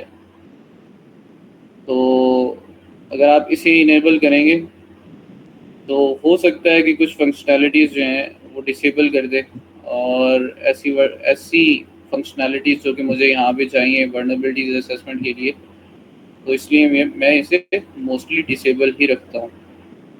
अब नेसिस को आपने डाउनलोड कैसे करना है, सिंपल है। मैं भी आपको इसकी एक फ़ाइल प्रोवाइड कर दूँगा और साथ साथ मैं आपको यहाँ पे इसकी साइट जो है वो भी बता दूँ कि आप इजीली वहाँ से इसे डाउनलोड कर सकते हैं। आपने यहाँ पे सर्च करना है टेनेबल। टेनेबल लिखने के बाद आपने .com लिखना है, tenable.com। उसके बाद \downloads, ठीक है। उसके बाद / आपने यहाँ पे लिख देना है नेसिस, दिस वन, tenable.com downloads नेसिस।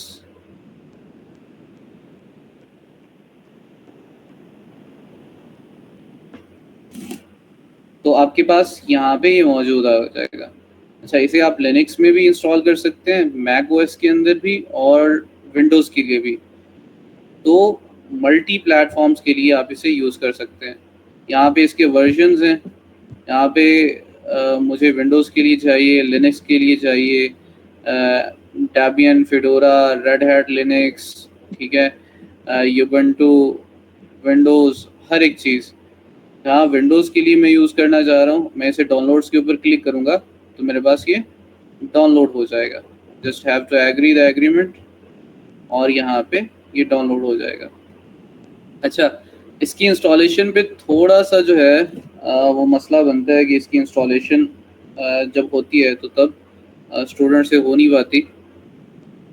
तो बाकायदा मैं पहले अपना अनइंस्टॉल करूँगा और फिर इसे इंस्टॉल करूँगा सो दैट कि आप अगर इसे इंस्टॉल कर रहे हैं तो आपको किसी किस्म का कोई मसला ना बने।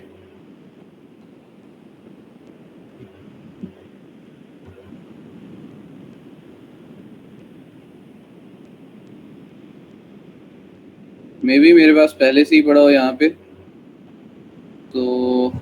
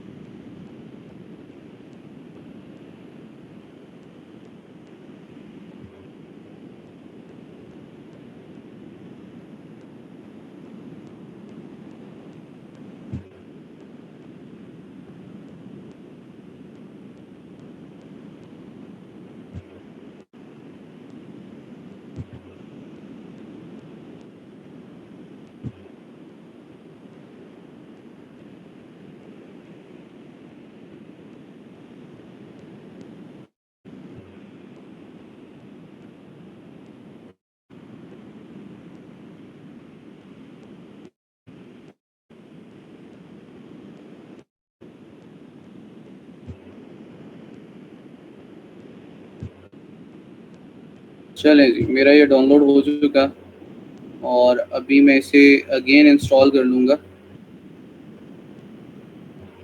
Just double click on it.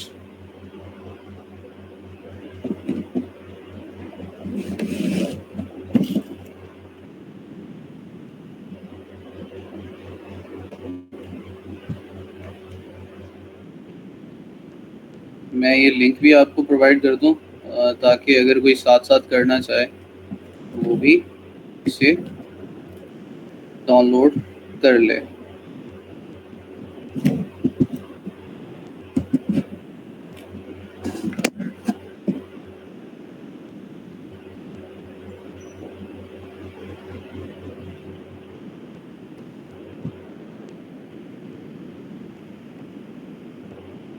अच्छा जी, नेक्स्ट करेंगे, एक्सेप्ट करेंगे, नेक्स्ट, इंस्टॉल।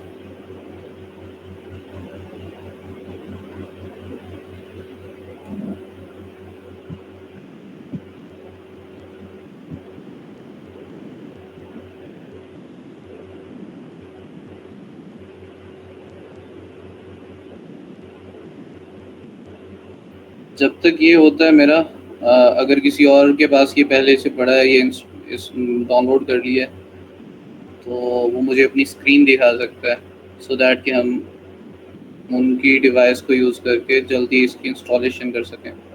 क्योंकि हो सकता है ये मेरा पहले वाला प्री इंस्टॉल जो है वो डिलीट करे और उसके ऊपर काफ़ी टाइम लग सकता है।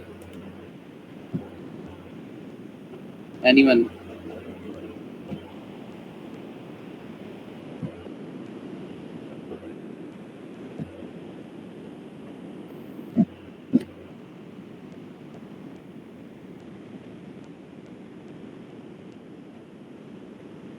चलें, ये हो जाता है। टाइम वेस्ट करने की बजाय हम कुछ और टूल्स देख लेते हैं। मेरे पास यहाँ पे लिनक्स है।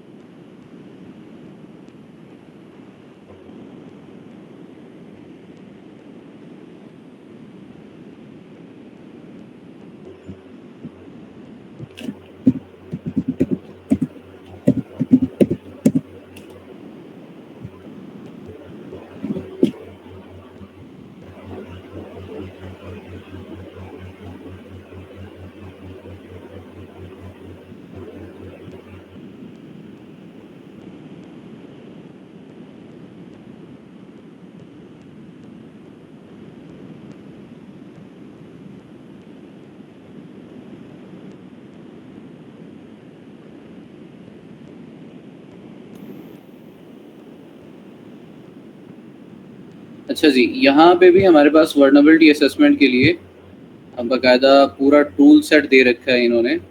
यहाँ पे निक्टो है हमारे पास, यूनिक्स प्रिविलेजेस एस्केलेशन टूल है, एनमैप है, ठीक है। आप इसे भी वर्नेबिलिटी स्कैनर यूज़ कर सकते हैं। हमने बाकायदा देखा भी था कि इसके अंदर एक स्क्रिप्ट इंजन है, network script Nmap script engine, जिसके अंदर हम बाकायदा वर्नेबिलिटी स्कैनर भी यूज़ कर सकते हैं। लेगवन है। इसी तरह से मेरे पास बाकी कुछ फजिंग टूल्स और कुछ ये हमारे पास VoIP ऊपर है, जो कि बाकायदा ऑनलाइन जो वीडियो चैट्स होती हैं, ये वीडियो कॉल्स वगैरह, उनकी वर्नेबिलिटीज़ के लिए।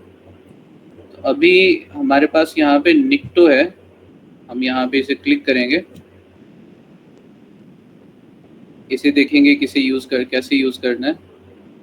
तो जैसे ही मैंने क्लिक किया तो इसका एक पूरा मैनुअल ओपन हो गया मेरे पास, और करने के बाद मैं इसे अभी क्लियर कर देता हूँ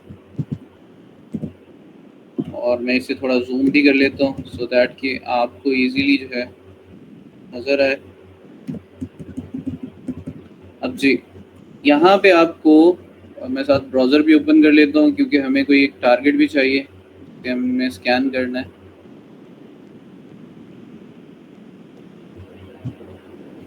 तो इसे यूज़ करने का सिंपल तरीका है, आप सिंपल निक्टो लिखते हैं, निक्टो लिखने के बाद -h लिखते हैं होस्ट, कि जिस भी IP एड्रेस को आपने या जिस भी वेब एप्लीकेशन को आपने टेस्ट करना है, आपने उसका URL प्रोवाइड कर देना है। फॉर एग्जांपल मैं यहाँ पे किसी भी एक साइट का URL प्रोवाइड कर देता हूँ। कोई भी एक टेस्टिंग साइट उठा लेते हैं, वेब।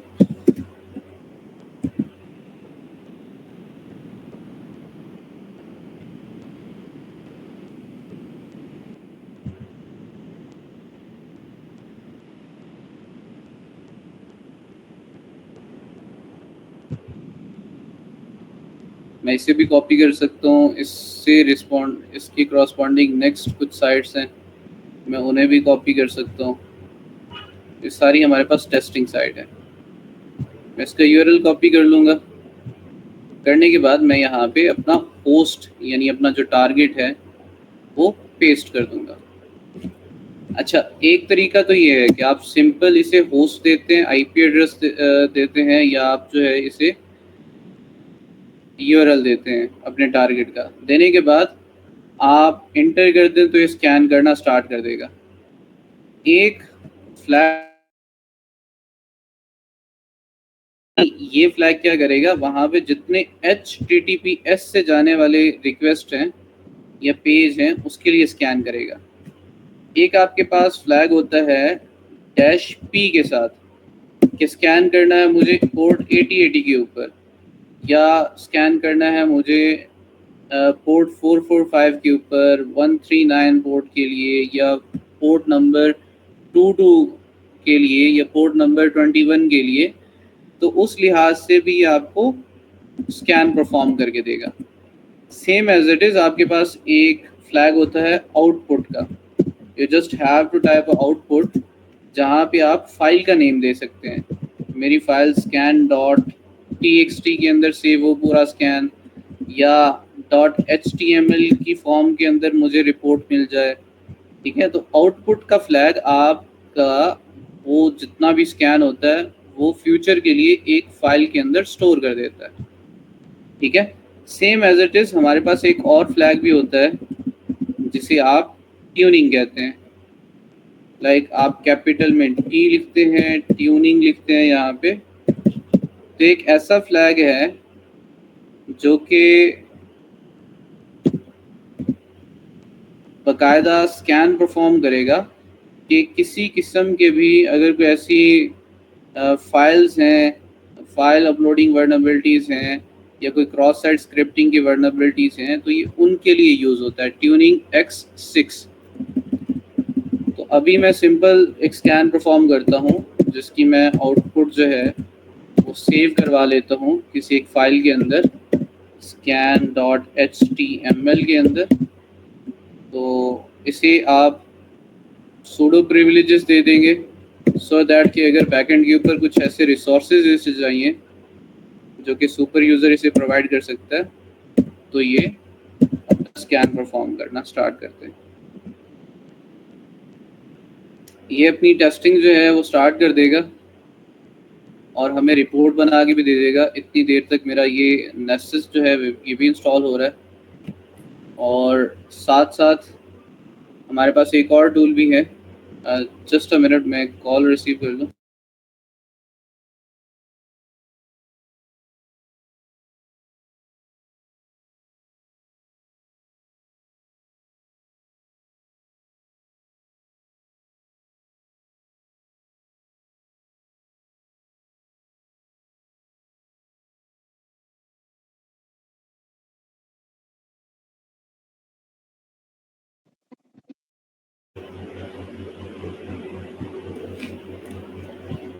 अच्छा जी, ये अपनी स्कैनिंग परफॉर्म करेगा। ये भी आपको थोड़ा बहुत टाइम तो इसे चाहिए, क्योंकि हर एक पेज, हर एक हेडर, हर एक मिसिंग कंटेंट या वर्नेबिलिटी को इसने स्कैन करना है।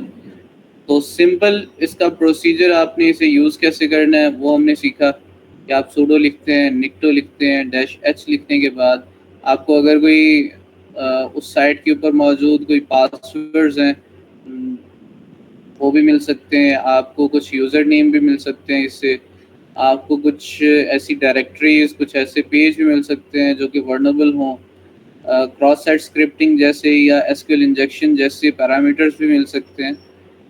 तो एक हमारे पास यहाँ पे निक्टो आ गया जिसे आप यूज़ कर सकते हैं वर्नेबिलिटी असेसमेंट के लिए। इसी तरह से ये अभी लगा रहेगा स्कैन के ऊपर। मेरे पास एक और यूज़ होता है टूल जिसे आप स्किप फिश कहते हैं। आप सभी को पता होगा कि कुछ साइट्स ऐसी होती हैं जो कि CMS यानी कंटेंट मैनेजमेंट सिस्टम्स के साथ बनी होती हैं, जस्ट लाइक वर्डप्रेस। तो हमें उन साइट्स के लिए एक हमारे पास टूल है जिसे आप स्किप फिश कहते हैं। अगर तो इंस्टॉल होगा तो ये ऑटोमेटिकली आपका जो है वो ब्लू हो जाएगा। अगर तो इंस्टॉल नहीं होगा तो आपको इसे इंस्टॉल करना होगा sudo apt install skip fish करके। तो अभी मेरा इंस्टॉल है, तो मैं इसे सिंपल sudo skip fish कर लूँगा और एंटर करूँगा, तो मेरे पास ये ओपन हो जाएगा कि इसका वर्जन कौन सा है फ़िलहाल, और इसे आप यूज़ जो है इसकी लोकेशन कहाँ पे पड़ी है वो। अच्छा, कोई भी टूल है ना, मैंने आपको फर्स्ट लेक्चर में बताया था कि किस तरह से आपको पता करना है कि वो यूज़ किस तरह से करते हैं। तो बहुत ही इजी है, आप उस कमांड के सामने या उस टूल के सामने मैन लिख देते हैं स्किप फिश, तो उसका पूरा मैनुअल ओपन हो जाता है। ठीक है कि भाई ये जो टूल है इसे मुझे यूज़ कैसे करना है। आप मैन लिखते हैं और स्किप फिश लिखते हैं तो बाकायदा उसका पूरा मैनुअल ओपन हो जाएगा कि भाई डिफरेंट ऑप्शंस है आपको सेट करने हैं, आउटपुट डायरेक्टरी सेट करनी है, स्टार्टिंग यूआरएल देना है। स्टार्टिंग यूआरएल आप एक से मल्टीपल यूआरएल भी दे सकते हैं। नीचे जाते हैं तो इसने समरी में बता रखा है कि आप किस तरह से क्रॉलर सेट कर सकते हैं, मैक्सिमम मिनिमम, आप आउटपुट किस तरह से स्टोर करवा सकते हैं। अगर आपको डायरेक्टरी मैनेजमेंट सिस्टम या आपको परफॉर्मेंस सिस्टम्स या बाकी आपको सारी चीज़ें सेट करनी है तो आप किस तरह से सेट कर सकते हैं। तो पूरा एक मैनुअल है उस टूल को किस तरह से यूज़ करना, और हर एक चीज़, इवन उसके ऑथर के बारे में भी हमें यहाँ पे मिल जाता है, हर एक चीज़ डिटेल के साथ। तो सिंपल है, इसे यूज़ कैसे करते हैं अभी मैं इसे क्विट करता हूँ आप sudo लिखेंगे, लिखने के बाद आपको -o लिखना है, -o के बाद आपको फाइल का नेम देना है। पीछे हमने पहले स्कैनर लगाया, ठीक है, पहले हमने URL टारगेट की दी, फिर आउटपुट के लिए हमने फाइल प्रोवाइड की। लेकिन स्किप फिश कहता है कि भाई पहले मुझे आउटपुट के लिए फाइल प्रोवाइड करो, उसके बाद मैं स्कैन परफॉर्म करूंगा, मुझे बाद में टारगेट देना, पहले मुझे वो फाइल दो जिसके अंदर मुझे सेव करनी है। तो मैं स्कैन यहाँ पे आउटपुट के लिए स्कैन रिजल्ट्स के नाम से कोई एक फाइल क्रिएट कर लेता हूँ, और .html कर सकता हूँ, txt कर सकता हूँ, तो किसी भी लिहाज से मैं यहाँ पे कर सकता हूँ। सिंपल इसे इस तरह से भी रखूँगा तो ओके है। उसके बाद मुझे मेरा जो टारगेट है उसका लिंक कॉपी करके मुझे इसे प्रोवाइड कर देना है।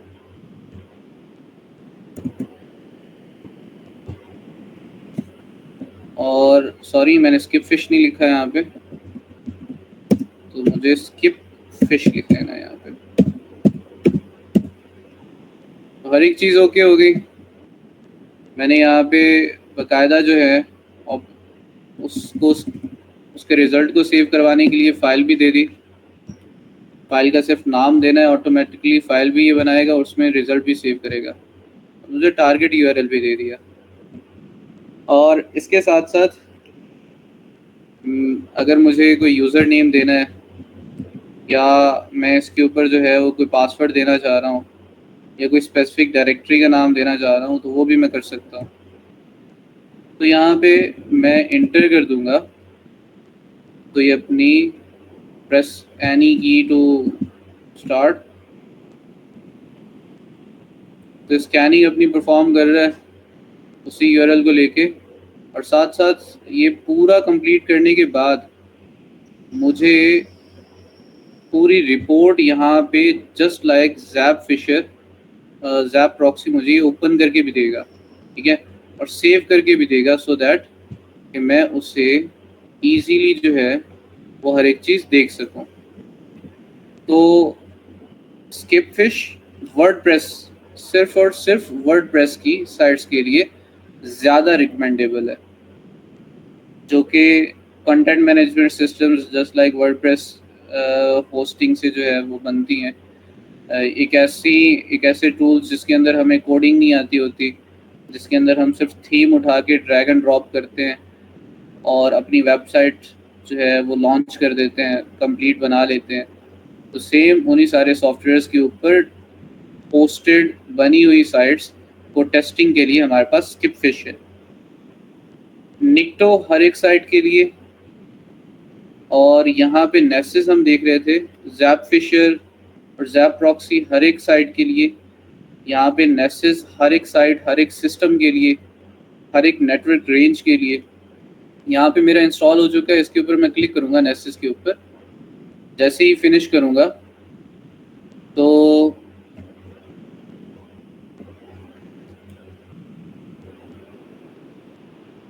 ये ऑटोमेटिकली जो है मेरे ब्राउज़र में ओपन हो जाएगा।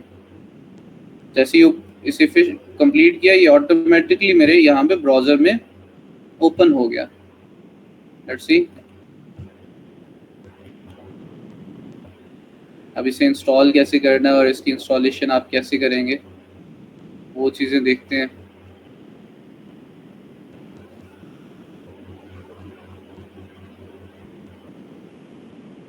तो ये वेलकम का ऑप्शन आएगा आपके पास, आपने कनेक्ट वाया SSL कर लेना है, इसके ऊपर क्लिक कर लेंगे तो सिंपल आपने, यहाँ पे मेरा पहले से ही साइन अप है आई थिंक, तो ये पहले से ही मेरा मौजूद है। मुझे इसे कैशे इसकी ख़त्म करनी पड़ेगी और सारा कुछ। लेट्स सी, किसी के पास ये इंस्टॉल हो चुका हो, कोई स्क्रीन शेयर कर सकता है अपनी?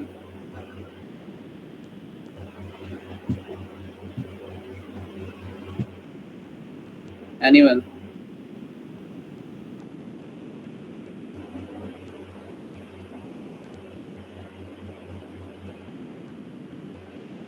हरी अब गाइस, कोई है यहाँ पे? अभी सिस्टम हैकिंग का मॉड्यूल भी रहता है यार।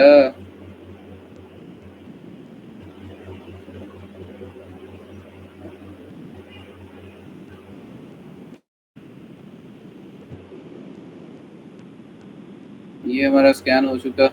लेट्स सी इसने क्या चीज़ प्रोवाइड की है हमें।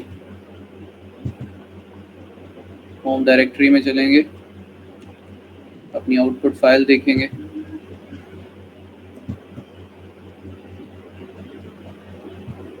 तो ये किस नाम से फाइल थी? इसका तो नहीं याद मुझे, लेकिन यहाँ पे मेरे पास दो फाइल्स आई हैं, एक scan.html और एक ramzan.txt। शायद ramzan.txt थी जी, ये ramzan.txt है।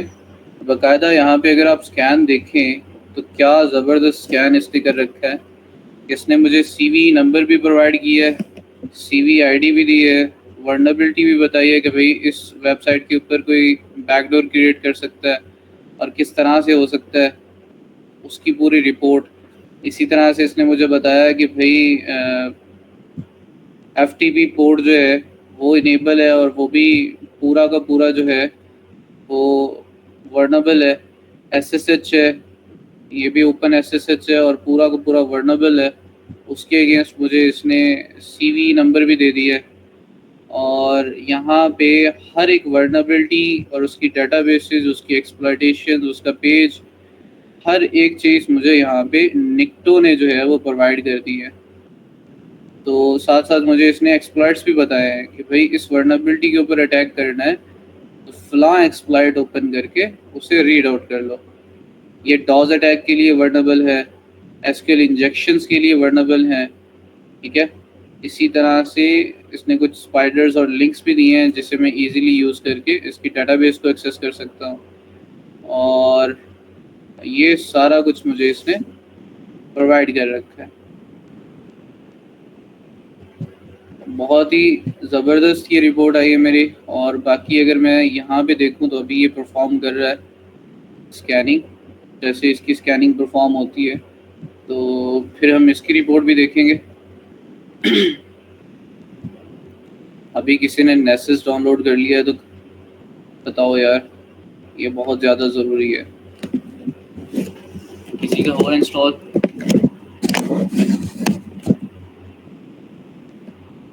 अब्दुल करीम, आप अपनी स्क्रीन जो है वो शो करेंगे।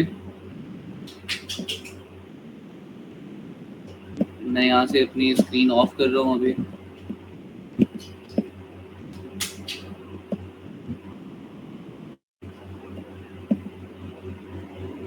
अच्छा जी, यहाँ पे अपनी मोर ऑप्शंस के ऊपर, जहाँ पे आप कॉल कट कर सकते हैं, मोर ऑप्शंस के ऊपर जाके आप बाकी सारे फुल स्क्रीन के ऊपर कर लें अपनी विंडोज़।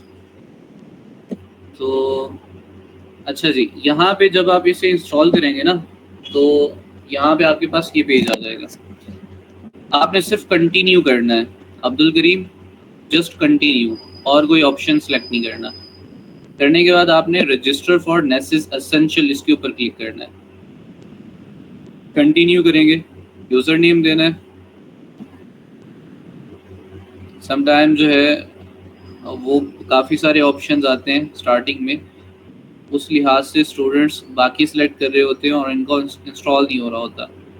हमें नेसेस एसेंशियल्स के लिए रजिस्टर करना है। यहाँ पे अपनी ईमेल दें, रजिस्टर करें।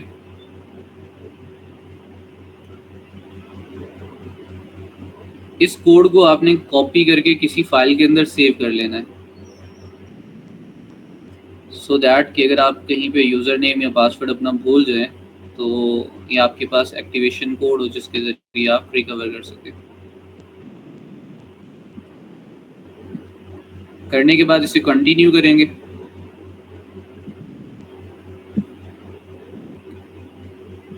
यहाँ पे अपना यूज़र नेम और पासवर्ड वो देना है जो कि आप याद भी रख सके और लॉगिन पेज के ऊपर आपका ये यूज़ होगा। तो अभी कोई भी यूज़र नेम और सिंपल पासवर्ड टाइप कर दें यहाँ पे।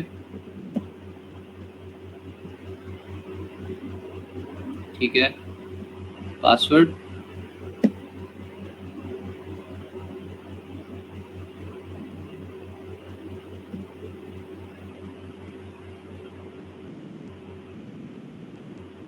Just submit. अच्छा, यहाँ पे ये टाइम लेगा। पहले प्लगइन्स अपने इंस्टॉल करेगा। प्लगइन्स इंस्टॉल करने के बाद ये अपने डेटाबेस को अपग्रेड करेगा। करने के बाद ये इवन आपका वो स्कैन वाला पेज भी आ जाएगा। अभी बंद करते हैं अब्दुल करीम, थैंक यू।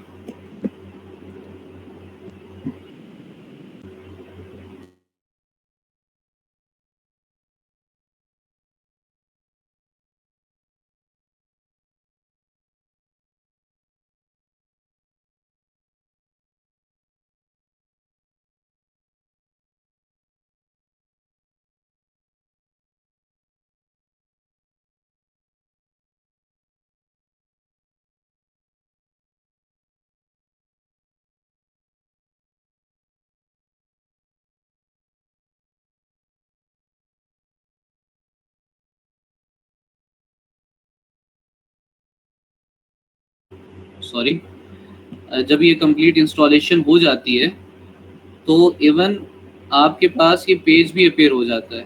ठीक है, अपेयर होने के बाद आपको ये वाला जो ऑप्शन है न्यू स्कैन का, ये इनेबल नहीं हो रहा होता आपका, यानी आप इसके ऊपर क्लिक नहीं कर पा रहे होते। तो इंटरनेट के ऊपर भी आपके जो है ये फ़र्क पड़ सकता है। जिसका जितना ज़्यादा इंटरनेट तेज़ है तो ये जल्दी इनेबल हो सकता है। जब तक ये इनेबल नहीं होगा, आप यहाँ पे क्लिक करके अगर देखेंगे तो ये आपको नोटिफाई कर रहा होगा कि कुछ प्लगइन्स अभी भी अपडेट कर रहा है। कंप्लीट जब ये अपडेट हो जाए तो आपने इसको पिन कर लेना है। ठीक है, कि आपको कभी भी इसकी ज़रूरत पड़े तो आप यहाँ पे क्लिक करके अपना लॉगिन करके इसे यूज़ कर सकते हैं। और समटाइम्स यहाँ पे आपके पास बाकायदा नेटसिस का वेब क्लाइंट जो है वो भी इंस्टॉल हो जाता है। आप सिर्फ यहाँ पे नेटसिस लिखेंगे तो ये वेब क्लाइंट ओपन हो जाएगा। इसके ऊपर क्लिक करोगे तो ये ऑटोमेटिकली आपका नेटसिस आपके ब्राउज़र के अंदर ओपन हो जाता है। तो आई होप सो कि आपको क्लियर हो नेटसिस कैसे यूज़ करना है, निक्टो कैसे यूज़ करना है, स्किप फिश कैसे यूज़ करना है, ज़ैप कैसे यूज़ करना है। क्लियर है?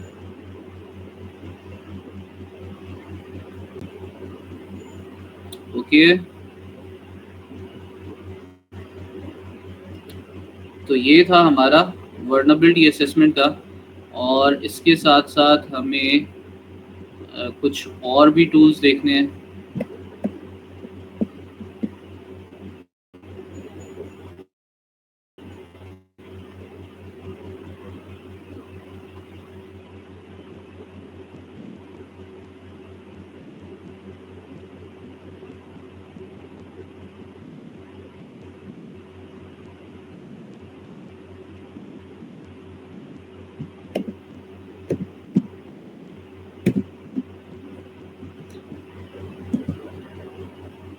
एक हमारे पास एक्यूनेटिक्स स्कैनर है, ये भी वेब एप्लीकेशन स्कैनर है। तो आप इसे भी यूज़ कर सकते हैं, ये भी बहुत कमाल का है। ठीक है, अगर इसका फ्री ट्रायल मुझे यहाँ पे मेरे पास यहाँ पे मौजूद भी होगा लेकिन ड्राइव में होगा, तो ये भी मैं आपके साथ प्रोवाइड कर दूँगा। और अगर मैं यहाँ से इसे डाउनलोड कर सकता हूँ तो हम इसे भी एक्सप्लोर कर लेते हैं।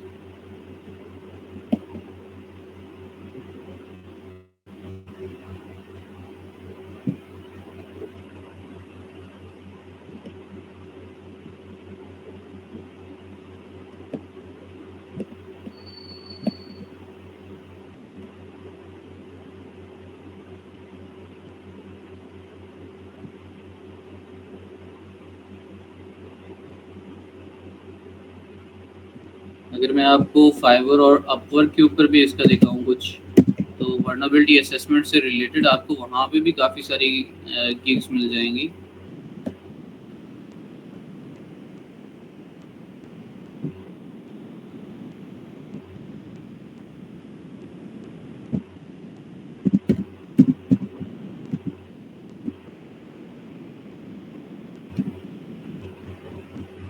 vulnerability assessment.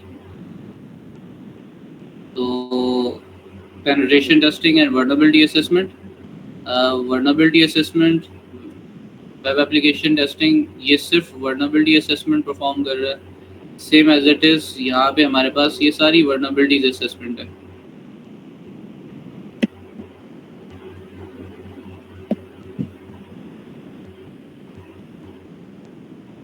तो pen testing, vulnerability assessment, pen testing, ये सिर्फ और सिर्फ जो है वर्नेबिलिटी असेसमेंट परफॉर्म कर रहा है. सेम यहाँ पे वर्नेबिलिटी स्कैनिंग. ठीक है, तो सिंपल इसके अंदर इसने क्या क्या चीज़ें दे रखी हैं कि भाई मेरे पास इतना एक्सपीरियंस है ये वो, और मैं आपको 3 IP एड्रेसेस की वर्नेबिलिटीज जो है वो स्कैन करके दूंगा. स्टैंडर्ड के ऊपर ये 20 IP एड्रेसेस की वर्नेबिलिटी स्कैन करके देगा. प्रीमियम के ऊपर ये 100 IP एड्रेसेस की वर्नेबिलिटी स्कैन करके देगा. जस्ट ये सिस्टम्स के स्कैन परफॉर्म कर रहा है या वेब एप्लीकेशंस के भी परफॉर्म कर रहा है.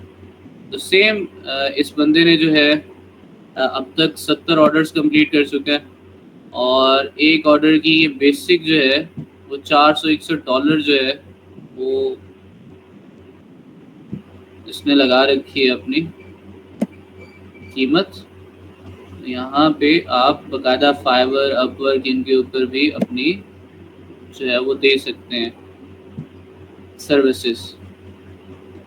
इवन मैं खुद भी यहाँ पे कई बार सर्विसेज प्रोवाइड कर चुका हूँ अपवर्क के ऊपर. तो सेम आपको अच्छे क्लाइंट मिल सकते हैं. नेक्स्ट चलते हैं जी यहाँ पे एक्यूनेटिक्स ट्रायल के ऊपर.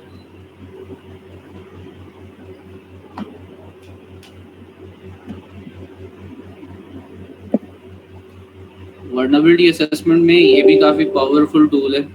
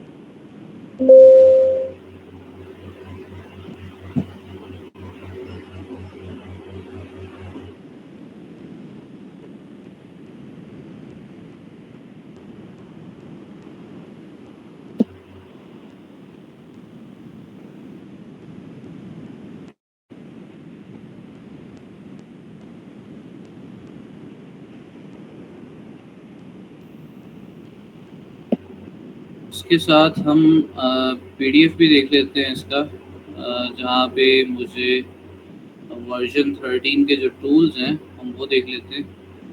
उन टूल्स के अंदर हमारे पास कौन कौन से वर्नेबिलिटी असेसमेंट के लिए टूल्स मौजूद हैं.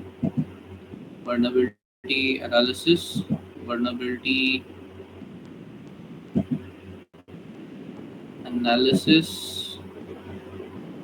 असेसमेंट टूल, नेसिस और स्नाइपर है. स्नाइपर आपका लिनक्स के लिए, तो हम ये भी देख लेते हैं इसे किस तरह से यूज़ करना है. तो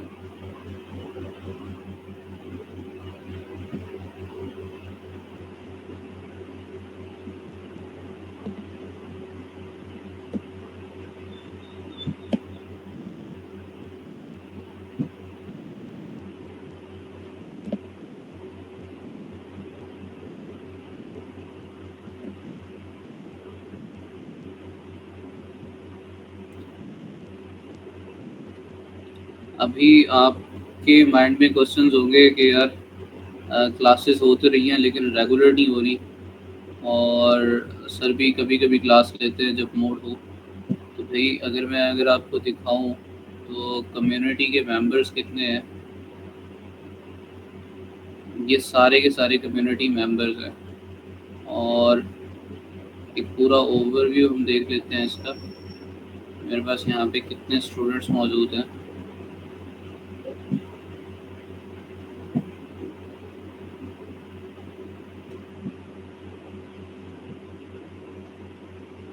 तो ऑलमोस्ट 40 टू 45 स्टूडेंट्स हैं।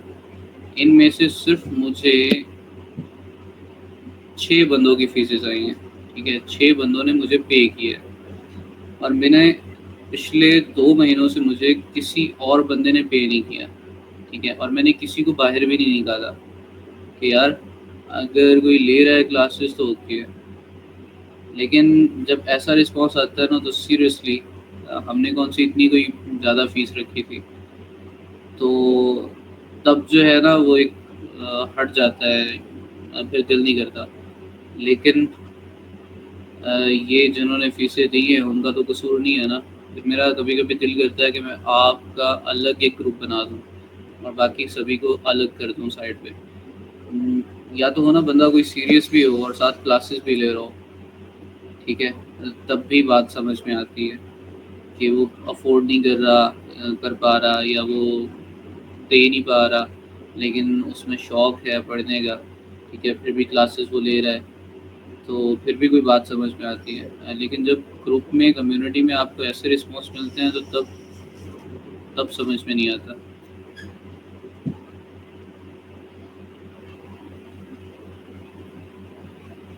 जैसे ही इसे इंस्टॉल करेंगे तो सेम एज इट इज़ जिस तरह से हमने नेसेस किया था, तो ये भी ओपन हो जाएगा लोकल होस्ट के ऊपर ही। तो अपने ईमेल और पासवर्ड के साथ आप लॉगिन करेंगे, जो कि आपने सेटिंग्स में इसे दिया था सेटअप के दौरान।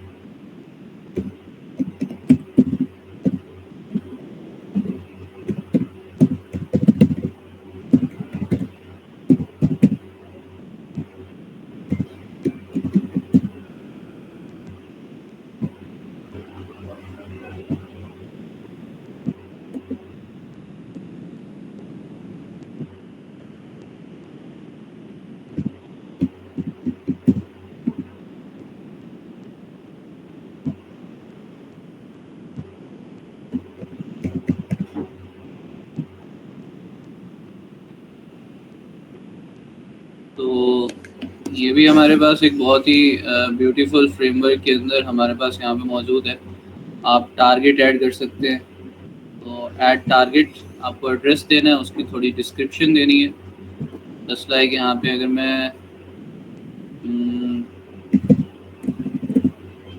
कोई भी एक साइट उठा लेता हूँ, हम कोई गवर्नमेंट की साइट उठा लेते हैं, और गवर्नमेंट की साइट उठाएंगे हम, इंडियन गवर्नमेंट साइट उठाएंगे gov.in।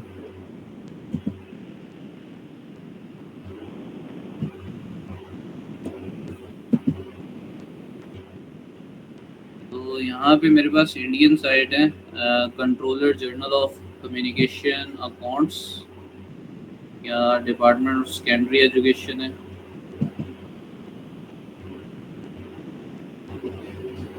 हरियाणा लेबर है, और इसी तरह से मार्केट प्लेस है, फाइनेंस इंटेलिजेंस है, साइबर क्राइम पोर्टल है इनका। ये हमारे पास पासपोर्ट से रिलेटेड है।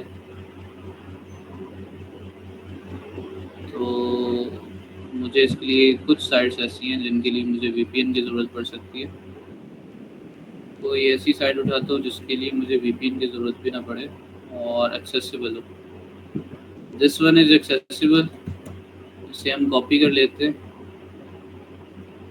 तो कॉपी करने के बाद यहीं पे जाता हूँ, मुझे यहाँ पे अपनी टारगेट साइट दे देनी है। डिस्क्रिप्शन लिखेंगे कि DOPT साइट है इंडियन जिसे मैं टेस्ट करना चाह रहा हूँ। टारगेट को ऐड कर देंगे और देने के बाद आप यहाँ पे बिजनेस क्रिटिकली, यानी ये बहुत क्रिटिकल बिजनेस है या जो है ये हाई लो मीडियम लेवल का है, उस लिहाज से ये स्कैन भी उसी लिहाज से स्कैन करेगा।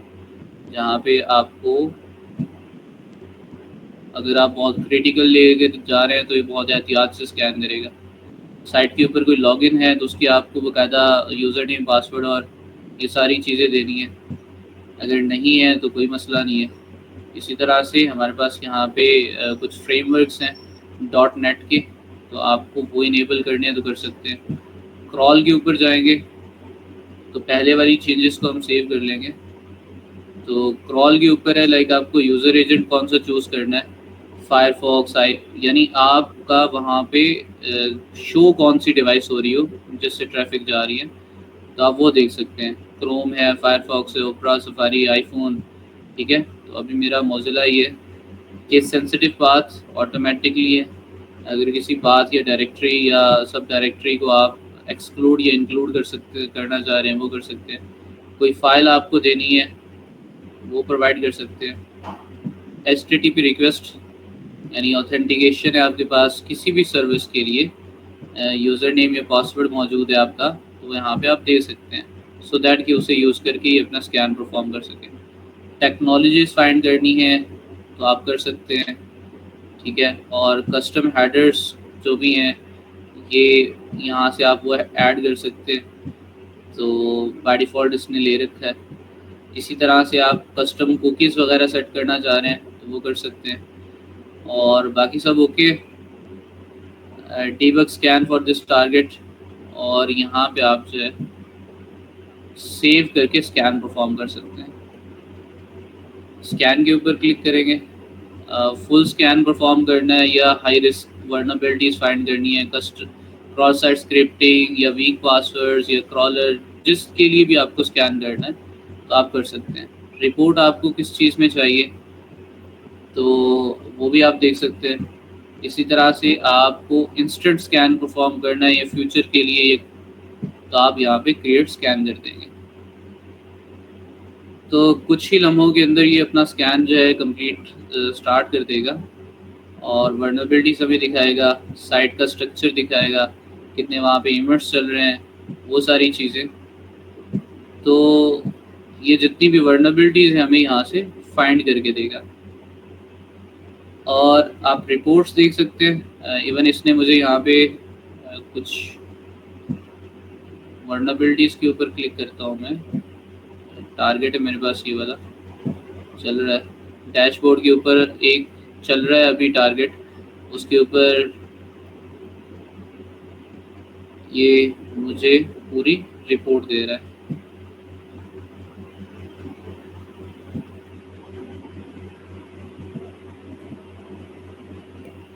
तो इस तरह से आप इसके साथ भी स्कैन परफॉर्म कर सकते हैं।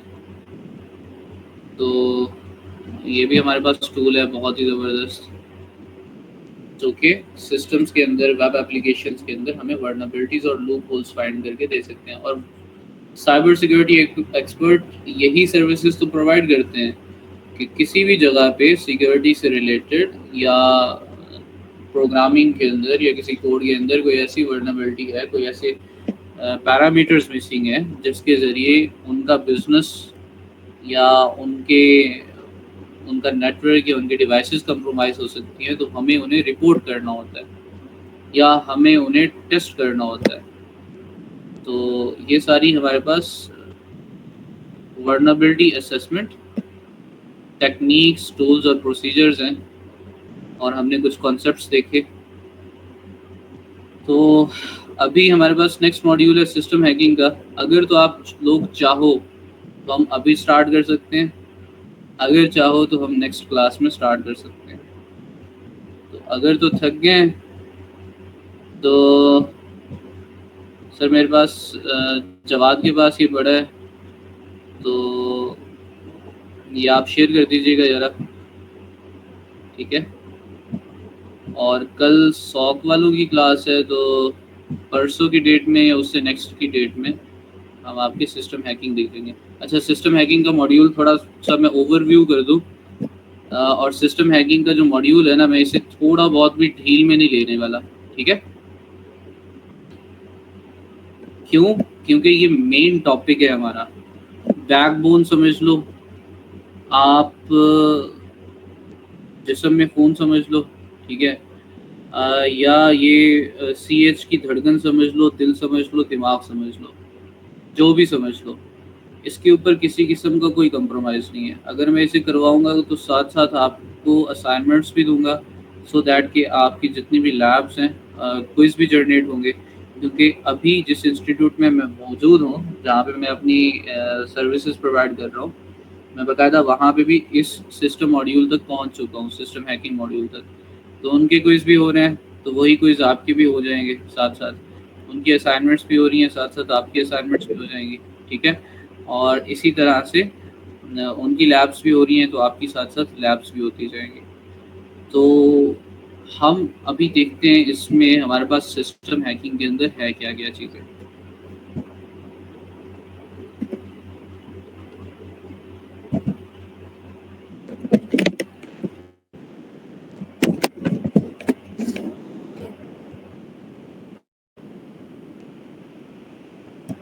सिस्टम हैकिंग का मॉड्यूल जो है, इसके अंदर हमारे पास 4 ऑब्जेक्टिव्स हैं। पहला आता है जी पासवर्ड क्रैकिंग और वर्नरेबिलिटी एक्सप्लॉइटेशन टेक्निक्स, यानी जो वर्नरेबिलिटीज हमने फाइंड की हैं उन्हें एक्सप्लॉइट कैसे करना है और सिस्टम्स की एक्सेस कैसे लेनी है। और पासवर्ड क्रैकिंग कि किसी भी किस्म का पासवर्ड है उसे ऑनलाइन, ऑफलाइन, एक्टिव, पैसिव, ठीक है, किस तरीके से हमें निकालना है और किस तरह से उसे क्रैक करना है। विंडोज़ के, मैक के, लिनक्स के पासवर्ड्स किस फॉर्म के अंदर, किन हैश टाइप के अंदर सेव होते हैं, उन हैशेस को कैसे क्रैक करना है। अगर कोई प्रोटेक्टेड आपके पास फाइल है तो उसका पासवर्ड कैसे क्रैक करना है। अगर कोई फोल्डर है तो उसका पासवर्ड कैसे क्रैक करना है। कोई डिस्क है तो उसका पासवर्ड कैसे क्रैक करना है। तो हम यहाँ पे पासवर्ड क्रैकिंग टेक्निक्स देखेंगे। नेक्स्ट, थ्रू वर्नरेबिलिटीज एक्सप्लॉइटेशन हम उस सिस्टम की एक्सेस गेन करेंगे, जो कि एक्चुअल टास्क होता है हैकिंग के अंदर, ठीक है? नेक्स्ट, हम उस सिस्टम में एंटर होने के बाद हम प्रिविलेज एस्केलेशन टेक्निक्स देखेंगे कि अगर आप एक यूज़र हैं तो दूसरे यूज़र के अकाउंट में कैसे एंटर होना है, या आप एक लो प्रिविलेज यूज़र हैं तो एडमिनिस्ट्रेटर के अकाउंट की एक्सेस कैसे लेनी है। तो वो सारी चीज़ें। थर्ड के अंदर हम कुछ पेलोड्स, एक्सप्लॉइट्स, कुछ रैट्स, कुछ बॉटनेट्स यूज़ करना सीखेंगे। उनको हम फुली अनडिटेक्टेबल कैसे बनाएंगे, सिस्टम्स की रिमोट एक्सेस कैसे लेंगे, और कौन कौन सी टेक्निक्स और कौन कौन से टूल्स हैं वो हम देखेंगे। और लास्ट पे है, जिस तरह से हमने हैकिंग के 5 फेजेस देखे गए थे, कि लास्ट फेज़ के अंदर हम बाकायदा सिस्टम के अंदर अपने जितने भी फुटप्रिंट्स हैं उन्हें रिमूव करते हैं। तो कौन सी टेक्निक्स, कौन से प्रोसीजर्स हैं जिनके ज़रिए हम अपने जितने भी ब्लूप्रिंट्स हैं वहाँ से हम रिमूव करेंगे, सो दैट कि हमें कोई ट्रेस ना कर सके। तो सिस्टम हैकिंग के अंदर आपके सारे मॉड्यूल्स कवर हो रहे हैं CH के, जहाँ पे इंफॉर्मेशन गैदरिंग भी है, नेटवर्क स्कैनिंग भी है, गेनिंग एक्सेस हम इसमें सीखेंगे, वर्नरेबिलिटी असेसमेंट हम कर चुके हैं, उन वर्नरेबिलिटीज़ को यूज़ करके हम सिस्टम्स की कैसे एक्सेस लेंगे वो चीज़। और उसके साथ साथ सिस्टम के अंदर इंटर होने के बाद एक यूज़र से दूसरे यूज़र का अकाउंट कैसे कंप्रोमाइज़ करना है, वर्टिकली, और इसी तरह से हॉरिजेंटल हम किस तरह से यूज़र्स को जो है वो कंप्रोमाइज़ करेंगे, यूज़र्स के अकाउंट्स को, और अपने पेलोड्स कैसे बनाने हैं, अपने एक्सप्लॉइट्स कैसे बनाने हैं, उन्हें फुली अनडिटेक्टेबल कैसे करना है, ताकि कोई एंटीवायरस, कोई मालवेयर उसे डिटेक्ट या कैच न कर सके। और नेक्स्ट, हमने खुद को हाइड कैसे करना है, अपनी एक्टिविटीज़ को वहाँ से किस तरह से रिमूव करना है, अपने ब्लूप्रिंट्स, तो वो सारी चीज़ें। Is it clear?